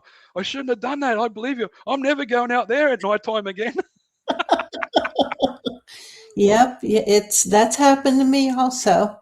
Yeah, they'll make fun, or they'll be harassing, on the group or something else. But all of a sudden, I'll hear from them privately, and they'll say, "Hey, I went to one of your areas, and I had an encounter. They'll never go back there again." I say, "Hey." There's a guy up in the Blue Mountains, Neil Frost. He was a school teacher, and he was openly, I'd do yowies and all that, and even everyone in the school and everyone knew me, and they all used to give it to him. And then he said one kid that was really feral, like really bad, he always on detention and playing up. He used to give it to Neil all the time. Used to bag him. He copped it from him for years. And he goes, one night he turns up at my house at 10 o'clock at night. Says, Mr. Frost, you're right. I'm sorry. He goes, what are you doing? He was up in the bush in Katoomba there, and he had dynamite, and he's lighting dynamite sticks, throwing dynamite around. That's how crazy this guy was, blowing like all these abandoned cars, throwing dynamite around. And then all of a sudden, this big yowie's just come out of the bush towards him. So he just dropped everything and ran. So, yeah. So he says, Mr. Frost, you were right. I shouldn't have done that. I'm really sorry. No. So, yeah. So, the stories you hear like that are funny. Scared the yowies out of the bush with dynamite. Oh, my goodness. What an Yeah, idiot. yeah, exactly. But there's so many encounters that have happened up in the mountains, the Blue Mountains, is yowies going across the highway at 1 or 2 o'clock in the morning when someone's driving. Yeah. Just seen going through people's bins, Yeah. and stuff like that. Yeah, there's so many. And a lot of people won't say anything; they just don't want to get ridiculed. But Right. where we did film one up in Barrington Tops, it's about a 6-hour drive north of here. And we did film one. It was actually me, my wife, Dave, Johnny, and Katie. And Katie actually was filming with her phone, I think. And I went into the bush and it was -7 degrees. So there's no reptiles. Everything was like, even birds were all curled up like this. Yeah. We had like thermals on and beanies and jumpers on jumpers. Like, it was really cold. For us, -7 is like a -50 for you guys or something. I don't know, but it's really cold. Yeah. We don't get that cold here. The lowest it gets in wintertime is probably 8 degrees or something during the day, or 10 degrees. That's on a real bad day, but averaging 15 degrees is a winter day for us. So -7 is really cold. So we're all walking around going, all right, nothing's going to Yeah. be out. And I thought I heard a wood knock, and then I seen like a shadow kind of go past. And I'm like, I don't know if it was our torches or something went down, but we'll go down there a bit instead of walking up this steep road. And I thought, I'll go in. So it's only about a little meter scramble up to get into the bush there. And I'm walking in. I got about 8 meters in, and I didn't worry about panning to the left. I'm just panning straight forward and to my right, because I got 3 or 4 people there with torches pointing in. If they see something, I'll go, Dan, it's next to you. So I'm just going like this with a night vision. So I had a night vision camera, and I had another IR on top, so it would really light up in IR light, but it was pitch black to me. So I'm scanning around, and I did go left once, and I just nothing. But there was a vine there, and it was making like a blind, so I really couldn't see. Anyway, during the filming, you can see something kind of moving from the left to the right, and then it stops when all the torches are kind of going on it, but they didn't see it. They just happened to be pointing their torches there. Yeah. And then you can see it get up, and you can see like a hand, like a normal white skin color, and you can see the arm and that moving, and its shoulders and its heads, and gets up and walks. And it's pretty much walking near me, but probably about 6-7 meters to my left, and just went straight into the bush. And I didn't hear a thing. I just come back out. We didn't see anything, but Katie went through that footage, and she goes, "Look at this." And I was up doing a talk up at Nana Glen, which was way past that, up near Coffs Harbour, a good, I don't know, 7-8 hour drive from here. And yeah, she goes, "Look at this." And we go, "There's a yowie there, was right near me. Oh, how did I not see it? I did not hear it. I did not smell it. I did not see it." No, We went, we that's went the way it back is. there. We Mhm. went back there to film a bit for one of the docos. They had graded the road that much that it's 3 meters high there to get in the bush. Uh, I'd have to get a step ladder or abseil up. You can't get in there no more. I don't know why they have graded the road that much. I know rain comes in and 4-wheel drive's going to do it, but it's gone 3 meters high. Like, I can't even get in there no more.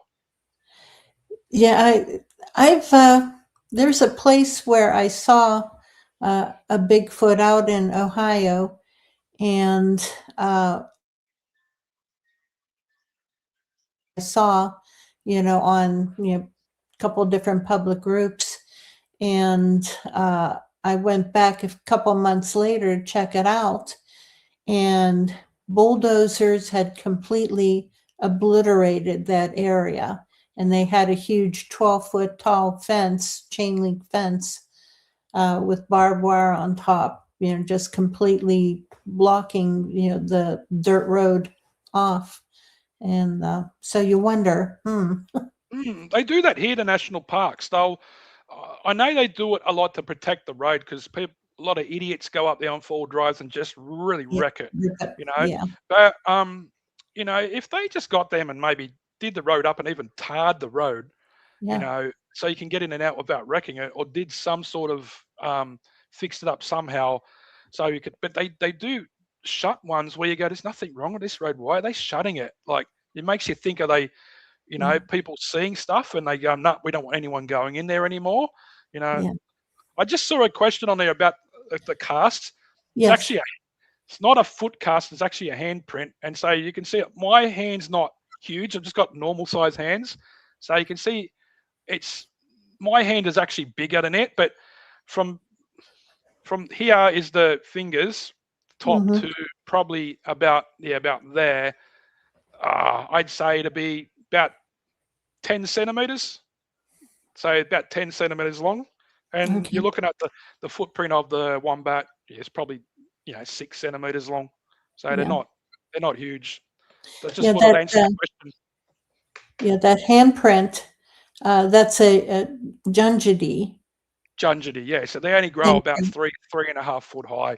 No one's ever said they're anything bigger than 4 foot. Yeah. They're And the like other, our little people, Tim, where they're only like 2 to 3 foot tall. Just the little people, and we have quite a few reports of those in the area, also. okay, because they're like um, uh, really mischievous. They'll try to come Yeah. and take stuff, which they try Yeah. to get my parabolic and there's some of the Aboriginals, they call them meat eaters, where there was there's a story of two guys in a tent, and one Junjity come and grabbed one of the guys, and the other one of the guy's getting dragged. His mates grabbed him by the hands and having a tug of war. And when he finally got him back in the tent, from his knees down were just all scratched up, where the claws had just ripped up all these muscles in his legs.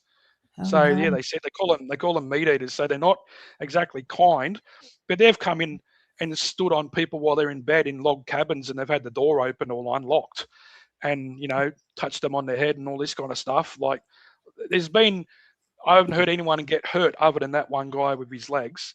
Yeah. But there's a lot of stories that just don't come out. People just shut up. They just don't go in Right. the bush. Yeah, so that's Yeah. why. And the stories sometimes only come out when the guy's like 80, and that happened to him when he's like 12. You know, so yeah, there's been a few on them because there's a lot of stories on the Australian Yowie Research YouTube channel. It's all full of stories of people actually, they're the ones telling the story, what they saw. And, there's actually, how I was telling you about people bagging me and saying that and making fun. There's one story out there, there's a couple they do the running through the mountains, the long 100 kilometer, and they do races and all that. Um, he, yeah, the thumbprint is lower. I'm just Yeah. answering that what mine would be. They're actually pretty lower. Right.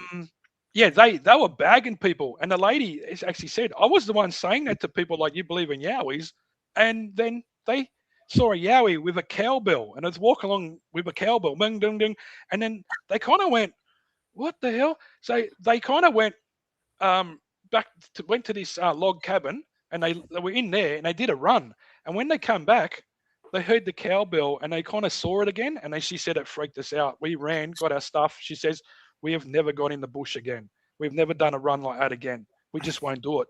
They freaked out. And there were people that was making fun of other people. So they've actually gone on and said, "Hey, I'm sorry for all that." Yeah. So that's it makes you feel good when you get people ring you up and bagging you, say, "Hey, I believe in them now." Yep. Yep. Yeah, I had no idea that you had what we call little people. Uh, they're also the Junjidi. Junjidi. They're yeah, ours. It's the same attitude. They can be mischievous, but also they've got a bad reputation also of being cannibals or Yeah, there eating you go. humans. Yeah, Yeah. those people disappear, and but those stories are mostly out west. I've heard like out in Oklahoma. The Okay. ones around here, I haven't heard any where people have actually disappeared or been or anything like that, or attacked by them. Uh, the reports that I've heard about them have mostly just been just seeing one passing by. Mm. So when I go out, I try to get away from the trails when I'm camping and stuff, Yeah. so I can get, when anything's making noises, I'm trying to wipe out any human noises. Yes. Because people will say, "Oh, that sound like a chainsaw, or that sound like someone wood chopping." Well, I'm away from anyone's houses. Like those noises don't go up and down over ridges like this to Mm. you. Um, so yeah, so that's why when you get something like a Junjidi or something like that happening, like it's I'm just trying to get rid of so much stuff that what people would say it could be this, it could be that, could be this, Right. and that's why I go um, off the trail, and it might be really tough getting in there and out, but the rewards of getting some really good recordings, even just on their sound recordings, that's the reward you get for the effort you put in, and I just most time like I don't just go, oh, there's something on the map, I haven't been there, I'm going there. Most times I'll look up the AYR reports and I'll have a look and see if there's been any history there, even if Hmm. it's 100 years ago or 50 years ago. If they're going to be there then, they're still going to be there now. There's nothing Absolutely. changes. And they Yeah. do move around. They do move around because they'll wipe out that kind of food in that area and they'll Mm. make their way around. And they probably just got a big circuit. They just go around like the Aboriginals. They did that as well. Yeah. And before, the difference between them and the Aboriginals would burn that part of the land that they were on and control it, do a controlled burn, then go away. And by that time they come around, there's all, everything's grown back and it's all fresh and new and it draws all the animals in so they got something to eat again. So that's Ah, why they do okay. that. Yeah, yeah, that's why they do that. So up in the top of Australia, if you have you up there and you see fires, it's still the Aboriginals doing it and they'll burn all the area and they'll be doing like, they're burning areas the size of countries because Australia is pretty like much the same size of America, and Yeah. you like America and Australia will nearly cover all of Europe other than like Russia, and some countries like the size of England they'll burn that in a couple of weeks. Yeah. That's how much that's you don't know how big this country is until you travel. Like it takes. Even by train, I think it's the GAN goes from Adelaide, which is in the middle down the bottom of Australia, to Darwin, and I think it takes like 3 or 4 days of that train going constantly, not stopping to get there. Yeah. And it's probably going at a couple of 100 k's an hour. So yeah, that's how big it is. So It's a good size. mm. Yeah. David asked if there's any reports of spirit lights um, in the areas of Yowie activity. If you know what spirit lights are, like the um, lights floating in the air. the Uh, only one, the only one I did see was that big ball come out, and it was as big as a beach ball. Like, you got a big, like the biggest beach ball you can get. It was about that big, and it looked like the sun, looked like it had flames and a red ring. mhm. And the story to that is we're filming for Track Search for Australia's Bigfoot. We're about 3/4 away to Mount Hay, and when you're driving to the Blue Mountains, Mount Hay is like a big dome. It looks like one of your football stadiums that's got the roof on it. You know how they're Okay. round? It looks like Yeah. that when you're driving towards it. It's very different to all the other mountains. So we were about, I'd say 75, 65% something towards Mount Hay, and we'd stopped to an area that we're going to research. and we've seen this International Space Station come over really bright, like really low. And well, that was pretty good to see. And that's how clear it is there. You get a lot more stars there. Where I'm Mhm. living here, we don't see many stars. It's too built up. Yeah. Anyway, I thought I'd seen the bush light up like daytime, like the sun had turned up and lit that little area, not fake light like headlights or anything. And I'm going to tell her this is lit up like daytime. They're going, what? Because they're making a coffee, and this is like 2 o'clock in the morning. We're out all night sometime to try and get something. And then after about 20 minutes, I'm standing there like this, still on the road, going, man, something weird happened up there. And that's the way we had to go out. But it was about 100 meters, 90 to 100 meters before the road curved around the ridge, and you couldn't see anything. And that's where it come out of the bush originally. I couldn't Mhm. see it, but it lit up everything. And then it's gone back into the bush or disappeared or whatever. So I thought for a split second, the camera's on the bonnet, not bonnet, on the dash of my car. I'll get it out, put the night vision on, and press record. I don't know why I didn't do it. I just went, well, nothing will happen, you know. So I'm still standing there on the road, and they're going, "What are you doing?" I'm going, "There's something up there. I'm telling you." And then, not long after they said that, got to about nearly 20 minutes, and I'm just like, said a few swear words that I won't say again. Like what the? And then Attila's like done this like massive jump, landed behind me because he's like 6'3", he's a big boy, and he's like, "What the hell that?" And then it just blew up, and it like little stars everywhere. The whole place lit up like daytime for a split Wow. second. And Oh my. there was no storm clouds. There was nothing there, no lightning or anything around. And I saw it for about 6 to 8 seconds. I had a good look at it. Yeah, Yeah. Tiller probably got 2 or 3 seconds of it. Yeah. So if that's Wow. got something to do with like spirit light, that's the only thing I've actually seen that's round Yeah. like that. We do get like little bugs and that fly around. They're like little now fireflies, but they're bugs. Yeah. Um, that's Yeah. all I've seen. That's yeah, but that was probably that was one of the weirdest things I'll ever see because we Sounds have creepy. things called min lights. There's an area up in Queensland, min. Anyway, it's out in the bush, and these lights come down out of the you know sky, and they follow cars, and it's very similar to a min light. Oh wow. Yeah, we Yeah. have orbs, that we run into occasionally that we see, floating through the trees. Um, they can be all different colors, and but what they are, we've no idea. Thinking about just what come back to memory, when we were at Barrington and I talked about the Yowie we filmed and I was in the bush, there was actually a light flying around us. Um, Katie's YouTube channel is Australian Cryptozoology Tribe.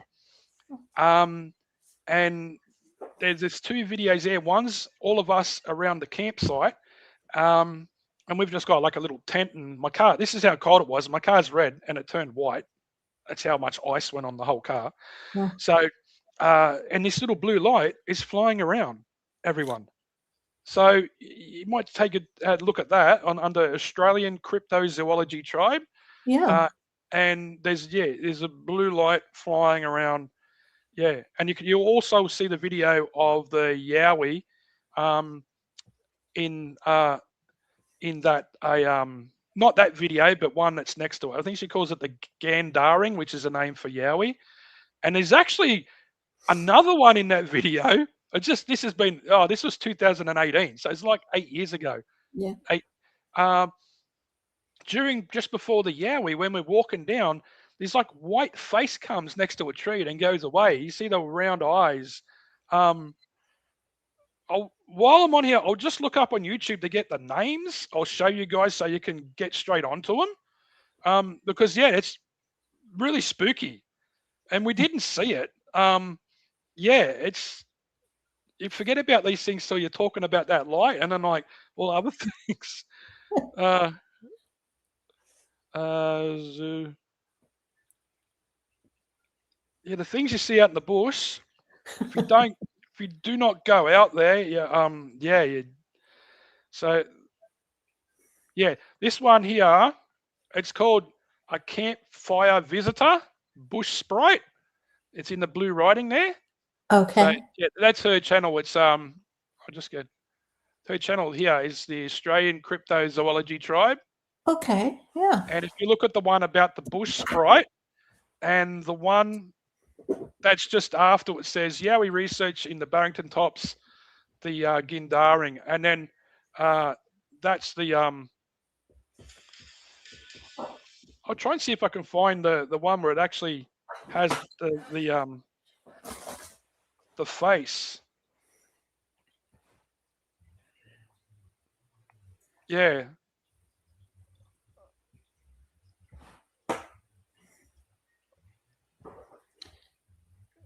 Yeah, here it is here. See if you can see a face pop out. I'm just going to see you. I'll try and get it on like a screenshot. Yeah. So you can see the face pop out.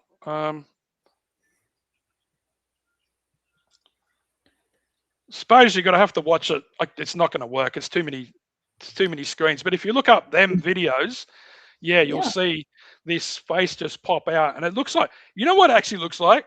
It looks like a Ku Klux Klan dude. You know, the Oh, white top and that's what it looks like. Yeah. Yeah, there's a tree next to it and it just peers.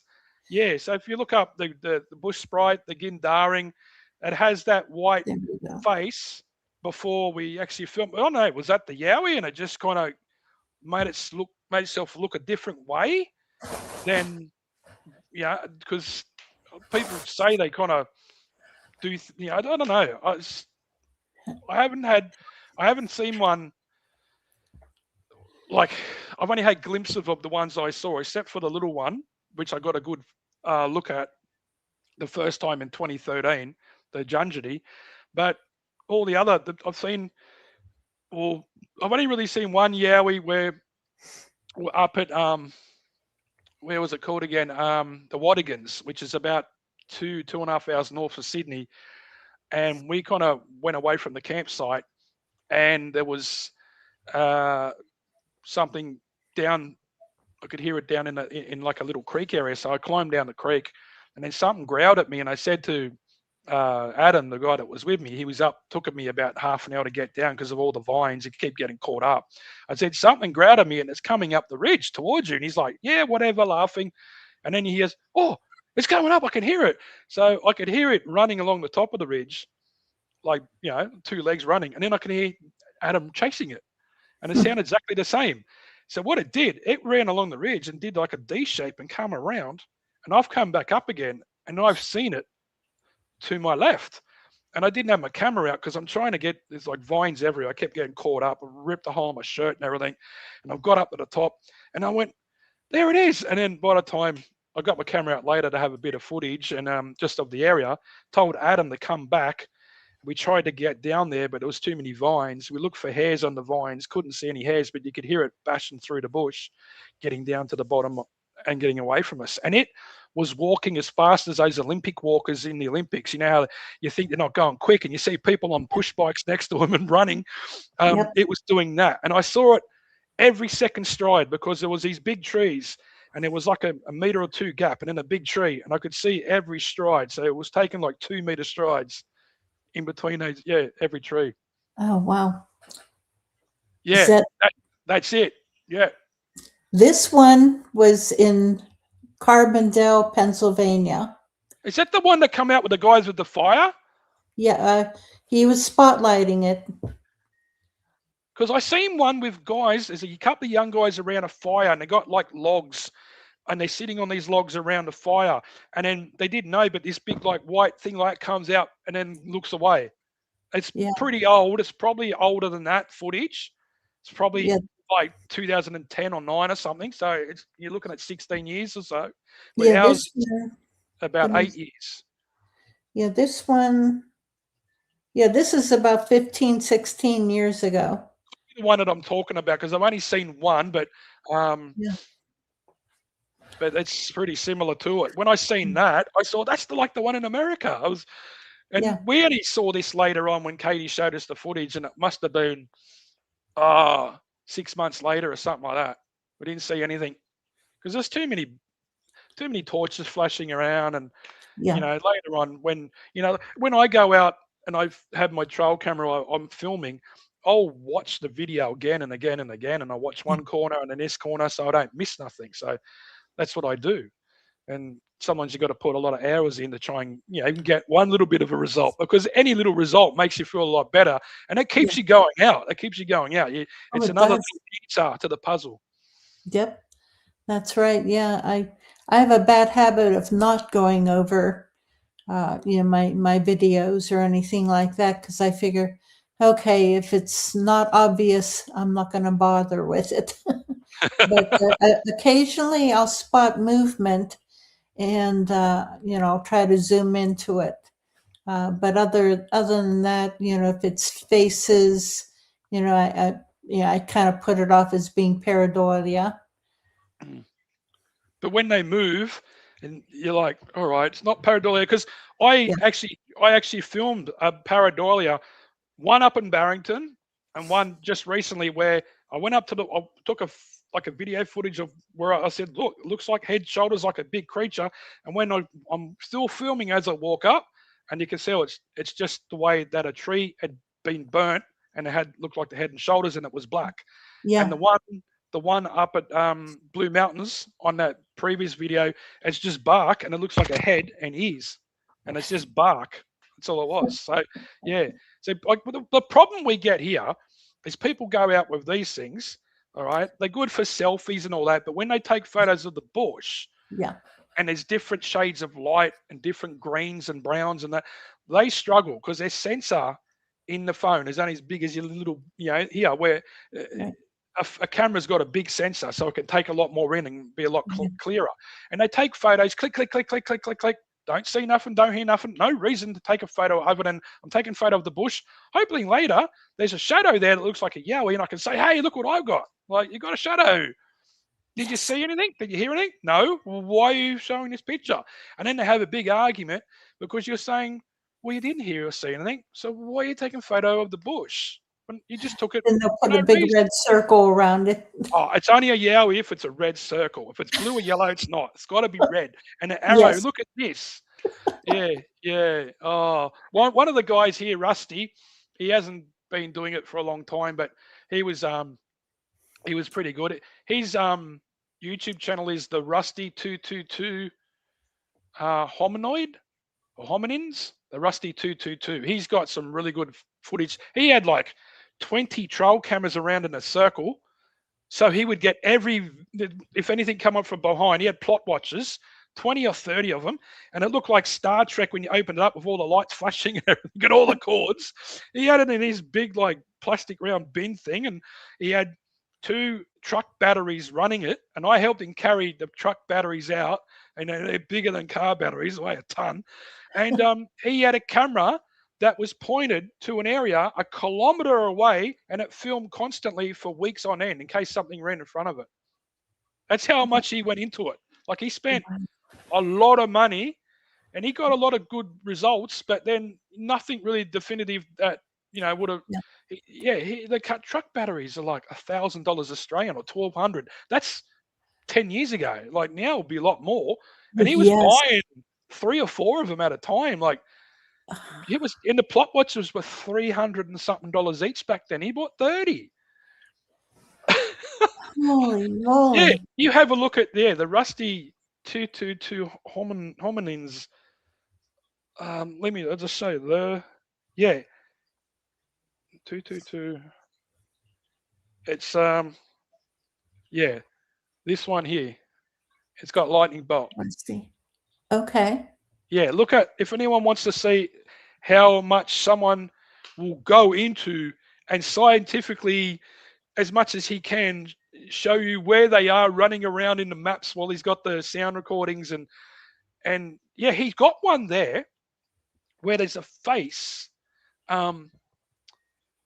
It's like, you ever seen the X-Files video where episode when there's like these creatures in the bush and they're taking people, Oh, and yes. yeah, they look wooden and all that. Well, Yeah. this is similar. He gets a video because he's just video in one area, and there's like a face, and it looks like an Aboriginal face, but it's all leaves and everything. and it's actually, yeah, it moves too. Like it's Oh, in one of jeez. them video. Yeah, it's called. I think it's just called the face. It could be the face if you look through them. Um, yeah, 'cause my sister asked about it before, and I'm pretty sure it's just called the face. Yeah, see that you can see, like this guy's setup. I'll just try and find a setup to his stuff. So like, there's all the plot watchers. I've just put on. There's like how much he went into with cameras.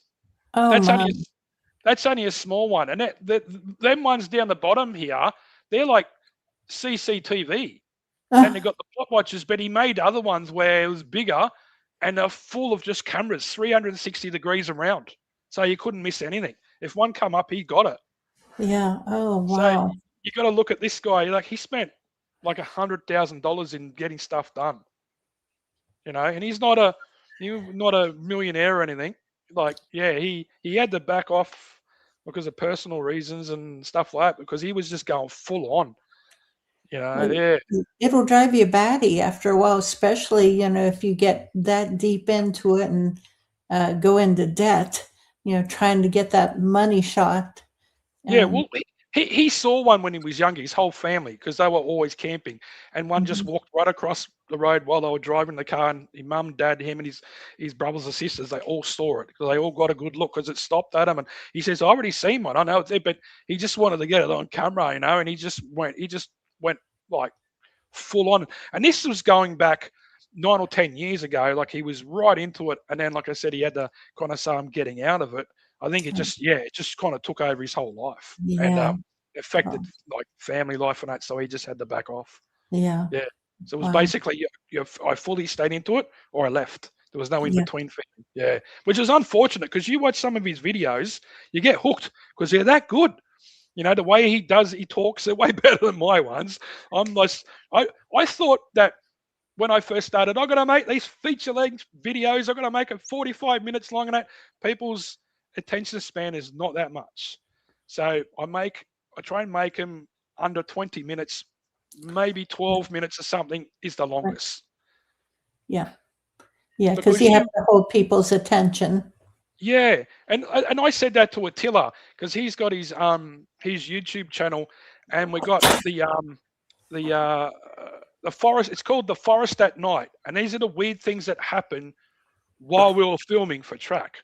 Mhm. And if you look up The Forest at Night, it's under Moonlark Media, and yeah, and I'd say to him, "Oh, make it longer," like it wasn't enough. And he goes, "No, that's why I'm making that much, because it'll make you want to just watch the next one. I want to starve you a bit, because if I give Yes. you too much, you'll lose interest." And I Yeah. went, and because I've learned a lot of things that I do making the videos and cutting a lot of the dribble out, Yeah. because of what he's an independent filmmaker. He's self-taught, and he actually teaches people sometimes at TAFE, which is like your college kind of thing. And yeah, he has courses where so, and always Rusty said to me, always film too much because you can always take stuff off. And Yes. he goes, always film too much. So I always film a lot. When I get back, I go dribble, dribble, dribble, dribble. Yeah. What did I? And then I just get down to what I know that's what I would like to watch, and Right. and give them just 6-10 minutes. And 6-10 minutes, when you're interested in it, it only seems like you've been watching it for a minute or two. So Yeah. Yeah. Plus those longer ones, you can chop them up and have 5 or 6 short ones, yeah, yeah. depending on how good they are. I've done that, had part one, part twos, but they end up being 25 minutes, 30 minutes, and yeah, and look, I've lost a lot of time because I've had my foot injury. I lost the whole of 2024. Oh, I couldn't go out because I'd done my Achilles tendon, and it took me 5-6 months to get back on my feet. So that was yeah. during the whole winter time, because I don't go out in the summertime. It's just too dangerous. Like Oh, for yeah. where I want to go, walking along trails, yeah, fine. You'll come across a snake, but going through the bush and you can't see down on the bottom half of your legs because of the Yeah. ferns. There could be snakes there. And I always take the old hiking poles and I bang them on the ground in front of me. So if snakes hear that, they go anyway. So I'm only going out during winter. So when winter time comes, I try to get out as much as I can. So I've really got to plan them now because I'm having young Donnie. Um, yeah, I always plan things ahead and say to my wife, this date, I'm doing this. So Yes. she knows we're going out into Blue Mountains soon. I'm hoping to do it. I've got to wait till it gets a little bit cooler because it's still a bit warm. Yeah. Probably give it a couple of weeks, and I'll probably do it during May. That's my wife calling me, but she's down at the library, so we've got to go shopping after this. So Oh, okay. She's probably yeah, saying, "Hey, you done yet?" yeah. I told her it'll probably be about an hour and a half, 2 hours. But Yeah. yeah. And one thing before we do end up, Yeah. I've made more friends doing Yowie research, and you may have doing Bigfoot research Oh, than yes. I did as a kid. So as a child, you know, you have your friends at school, but once you leave school, 99% of them are gone. You never see them again. They move away. They do jobs. They're busy. You know, Yeah. unless they're your closest friends, and I only speak to a couple.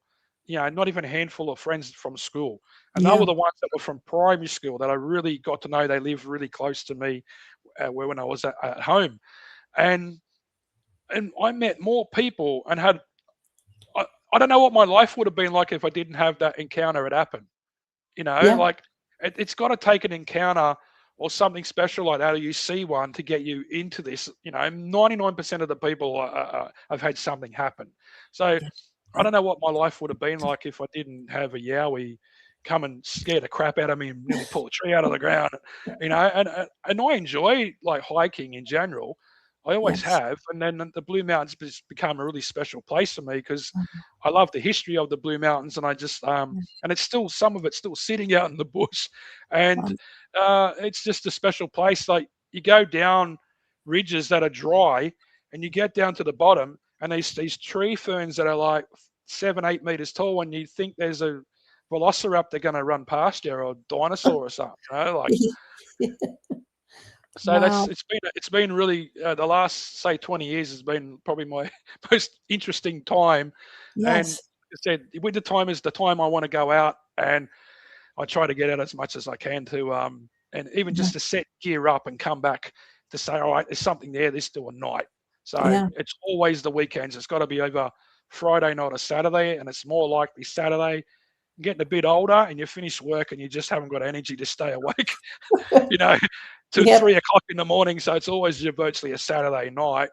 That's right. Yeah, yeah. So we can A- sleep in And on you're Sunday. you're still younger than me, so Still, you, yeah, I still got body parts that are kind of stopping me. I've got a back problem that's come in now, and my spine is trying to fuse up. ooh, Uh, so I've got to go and get a chiropractor to work my back every week. So yeah. yeah, Oh I've got goodness, yeah. mm, Get so that taken care of. yeah, it's not going to go away. It's only going to get worse with age, Yeah. where I won't be hiking and I won't be doing anything. So Yeah. these times at the moment are special to me at the moment. Yeah. So I agree. I'm in a bit Take of pain when I get back, but yeah, it's just It's worth it. it's part of life now. It's Yes. yeah. Sometimes you don't feel like my yesterday. To be honest, I spent most of my day in bed and my back was playing up. So Yeah. today, I'm good for it. But yeah, it's yeah. I don't know how long I'll be doing this for, but hopefully, if I can get another 10 years, I'll be happy. Yeah. Yeah. Well, take advantage of it while you can. And Yeah. uh, I know I don't know where I would be or what I'd be doing. It'd be awful boring. I think, no matter Yeah, I what. know. And even I've come to know you, Adam Davis. Yeah. You know, I chatted a few times, sent some emails to Jeff Meldrum when he was still, you know, alive. This is going back 10, 15 years ago. I Yeah. showed him my handprint, and he was asking if we can get a copy, and I meant to do one. I just didn't get around to it, you know, busy life. And yeah, so I met some people that, you know, talk to online like I have with you. Um, Yes. and, you know, even other people in Australia I've become friends with and I haven't met, but most of them I end up going and meeting them. Like David Reed is a good friend from down in Canberra, and I've been down his way. He's been up here, and we Hmm. met. around 20. This was about 13 years ago or something. We met, and we were still good friends to this day. Yeah. So yeah, it's been a interesting times, and it's Yeah. always good you can experience these things when you're out in the bush with these people. It really is, and that way you can share and learn from each other also. Do you Mm. still run into Simon yet? No, I haven't. Simon's moved up to near Queensland. He's very far from away from me now. Oh, Yeah. So, yeah, so we're pretty far apart, and it's unfortunately some people move away from where you are, and other people stay close. And if yeah. and at the moment with the war going on, the petrol prices are all gone real bad. Yes. So I'm not even going up to the Blue Mountains until that kind of settles down. We're up to like $2.20 a liter. So Okay. yeah, so it was up to near $3 a litre. The diesel is still high. The diesel is over $3.20 a litre. So Wow. people are carpooling in their car to go to work. If they live Yeah. near each other, they'll get one person and three or four will jump in, and they'll split the petrol price up until Yeah. things are settled down a bit. So hopefully Yeah. that happens soon, because it does affect. If I go to Blue Mountains and come back here, it's like a $50 drive when it would Yeah. usually Ours only is be like at a $10. $4 a gallon is what ours is at, and we're complaining about that. Yeah, we're only talking about liters here. You're talking about gallons. Yes, I know, and your What's leader is close to our court. okay? So what's usually a gallon like? You, Normal price?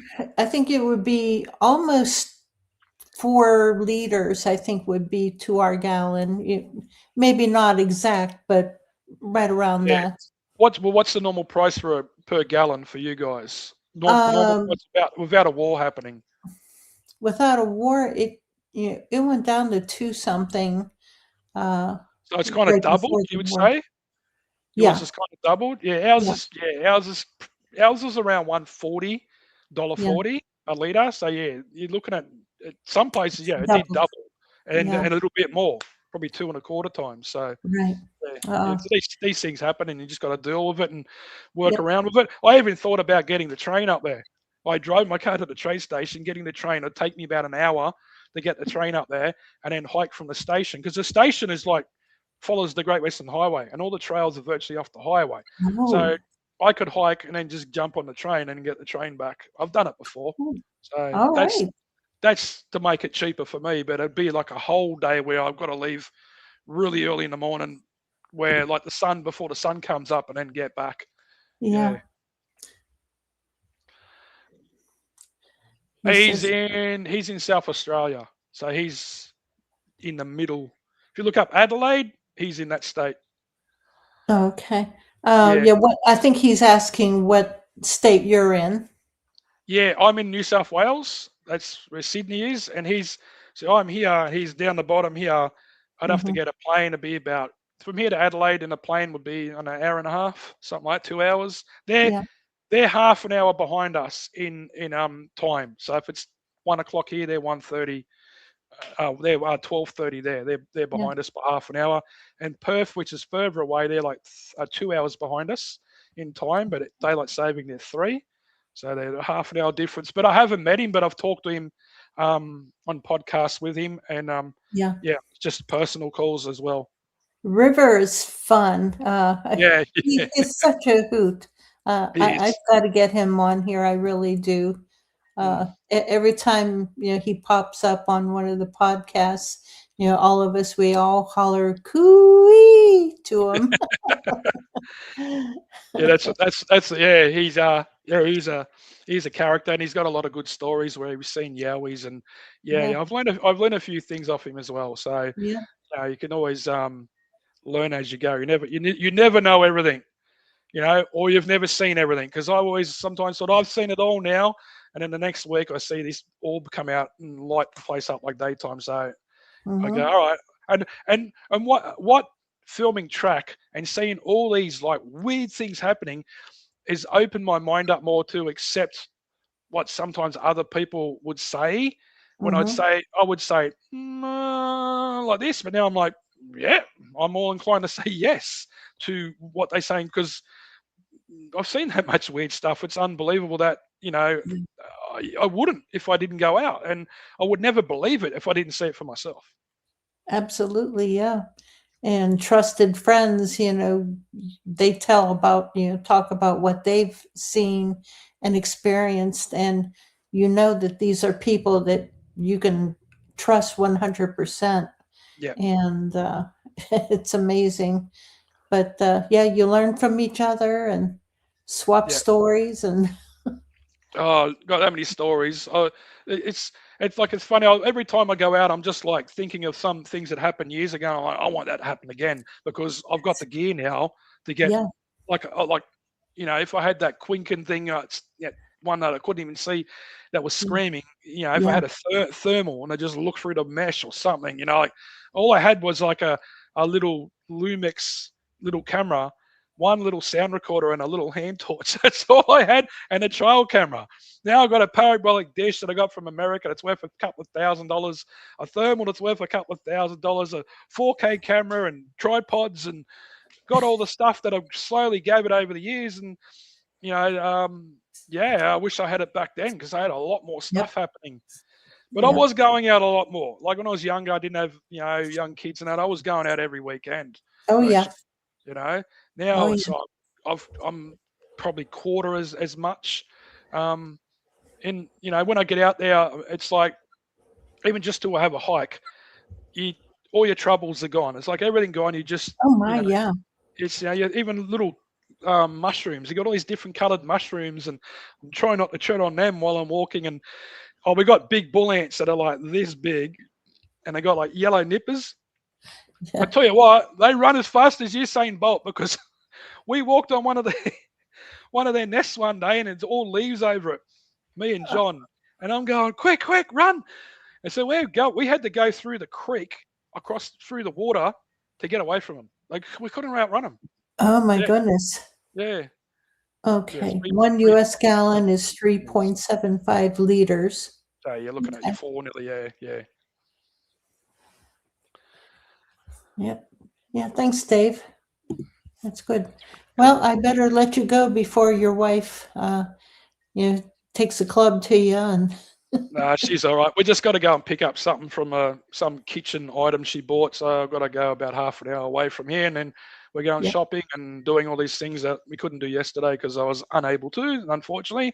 And yeah, so we've been on 2 hours. Time 2 hours. Yes. time flies when you're having fun. I'm happy to It's come on again another yes, time, and it's please. been great talking to you and finally meeting you in person, even over Yes, online. absolutely. Yeah. I'd love to have you on again sometime. And anytime you want to come on, just give me a holler and, Mm. hey, So what we can what do the we can same. do, next time we can set up thing where if you want to play some sound recordings that I've got from the time that I've Yeah. been researching and any kind of footage, so Yeah. if people watching can see what we're doing over here and see what we're getting. So there's even before I go, there's even a place in Sydney here called Yowie Bay. So Oh, yeah, so there's places. Yeah, they used to call it the Australian gorilla way back in the 1800s. They didn't have a oh, name. Yeah, until I think Rex Hunt called it Yowie, and that's been Yowie ever since. So yeah, wow. We got to get you over here, yeah. and I've got to get over there sometime. I know that. Maybe one day, maybe. One of these days. Yeah, one of these All right. days. Well, thank you, Dan. I do appreciate it very much. And uh, you and your wife and little Dawn, just keep sending the pictures. I love them. I will do. I will do. All right. Thanks for having me on the show. And yeah, she's ringing again. See, so she Okay. better get off. Yes. All All right. right. Take care. See Bye you bye. later. Bye. All right.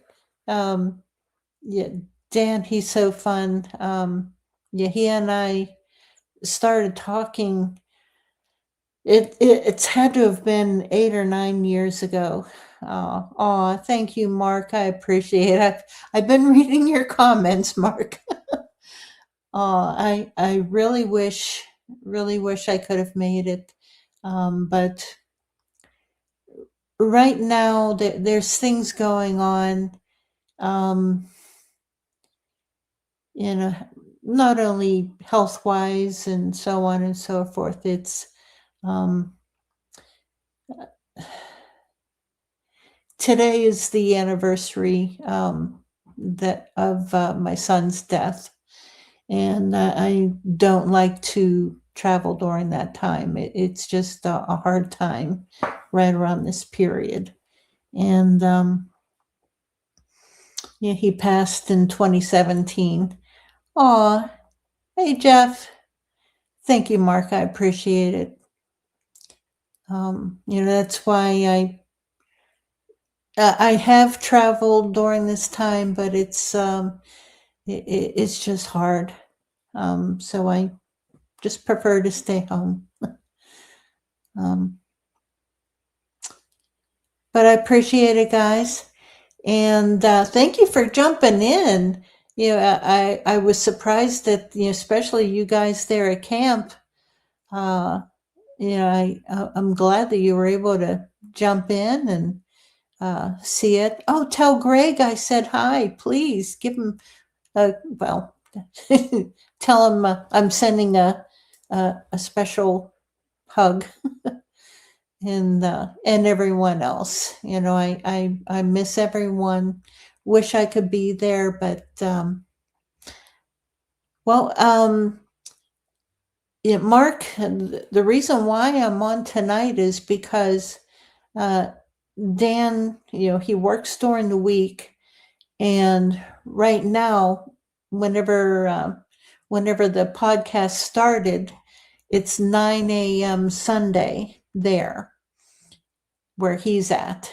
And it just works for me because it was 7 p.m. here and, Saturday night, and it's Sunday morning, 9 a.m. then for him. And, so that's why it worked out for us for right now. Hello, Larry. Jeff, one of these days, you're going to be able to get down there.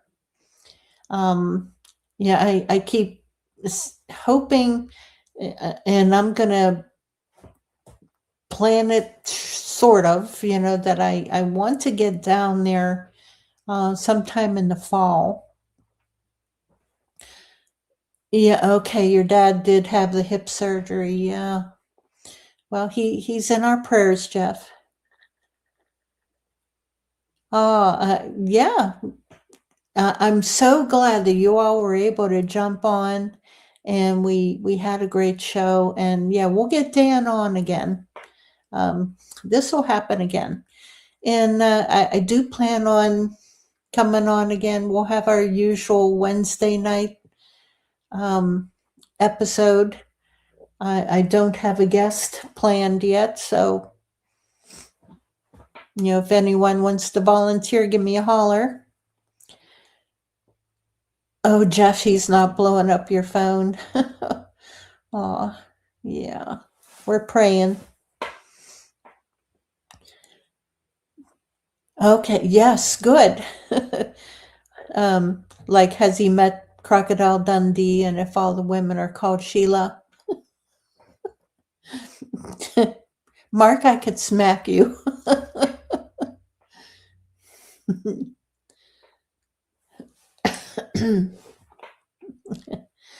Yeah, Jeff, if you can Wednesday evening, if you're able to, I'll send a link to you. And if you're able to come on, please. You have more questions than that, Mark. I'll bet you do. Oh, okay. So Woodwalkers went live a few minutes ago, but it was a short one. Yeah, down where they're camping at, it's a bad signal. I'm surprised that Mark's able to get in here and watch. Yeah. Yeah, Jeff, if you're able to, I appreciate it. And whoever else would like to come on, you know, give me a holler. probably what I'll do is, oh, okay, you'll have, oh, that's right, Mark, you've got Starlink. Yeah. Okay. Yeah, oh, Sandra. Yeah. Yeah, we're just about to close it out. I'm sorry. Oh, Jeff. Holy moly. I am jealous. I am supremely jealous. Wow. I used to have a brand new F-150 that I used to camp out of. I had a high top truck cap. I would camp out of the back of that, of the bed of the truck underneath that the cap. Oh, okay, you can barely afford to drive it. Yeah, well, gas prices will go back down soon enough. Soon enough, it'll go down. Yeah, Sandra, yes. You can, as soon as we shut it off, you can rewind and watch it from the beginning. I appreciate every single one of you. I truly do. And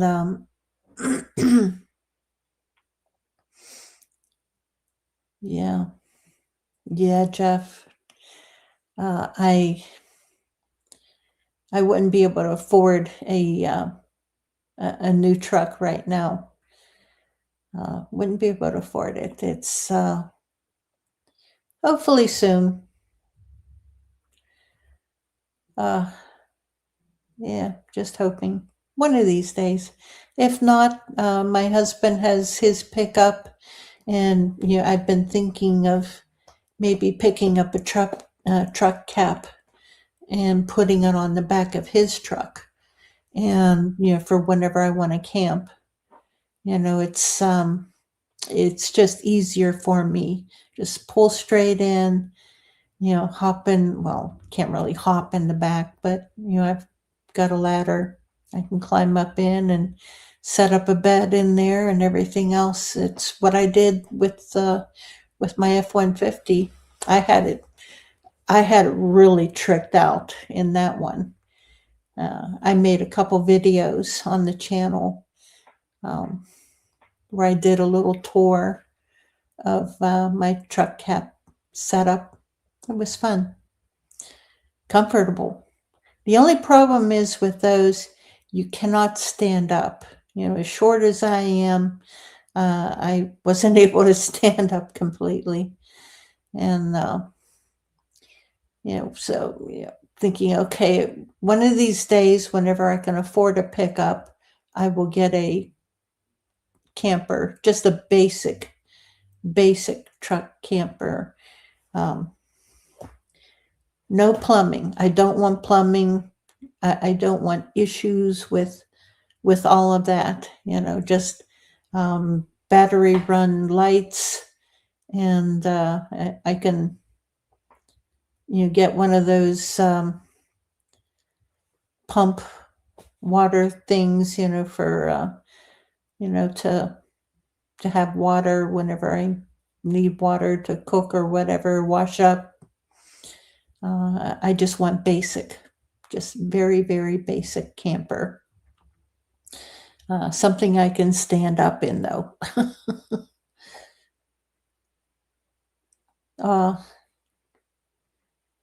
Yeah, Mark. Mark's got a nice pickup. Hey, 2009, 300,000 miles, Mark. I was surprised at how well your pickup truck ran. Yeah, Dodges, boy, yeah. Yeah, they are cheaper. Anyway, guys, I'm going to shut it down because I am tired. I was busy today doing a bunch of other things and did not get enough rest. And just going to rest for the rest of the evening. And I'm taking tomorrow off. Tomorrow is going to be a stay in my easy chair and just rest because I need it. Good night, Dave. I've been following the chat, our separate chat. Haven't been able to chime in though. Oh, just a reminder, guys. The Bigfoot live stream. Go to the YouTube channel. It'll show some videos and some sound files. It's from our research area in the Allegheny National Forest. And I don't know what all he has, but there's a news site in Texas and fantastic audio that came from there also. And there's a new site coming up that he'll have on the live stream from Canada that I'm really looking forward to, because the person whose property is amazing. He's a television personality. That's all I will tell you, but I'm really looking forward to that. I think that camera system will come up in May or June, I think. So we'll see. Really, I'm really looking forward to that. Yeah, it's going to be fun. But anyways, check out the YouTube channel. And if you're interested in becoming part of the project by being able to review the live footage and possibly spot something, you can push. There's a button that says report a sighting, and you just push that button, if you see something on there, and we'll review the footage at that point in time. There's an app on both Android and iOS, and you just type in Bigfoot live stream, and you can jump on the app. It's $4.99 a month. It's cheap, very cheap, but it's worth it. The more eyes that we have on the cameras, the better, because even if you're not able to go boots on the ground, research, this is how you can contribute. All right. Thank you, the shizzle. I appreciate it. All right. Thanks again, guys. God bless. Monkey Wench out.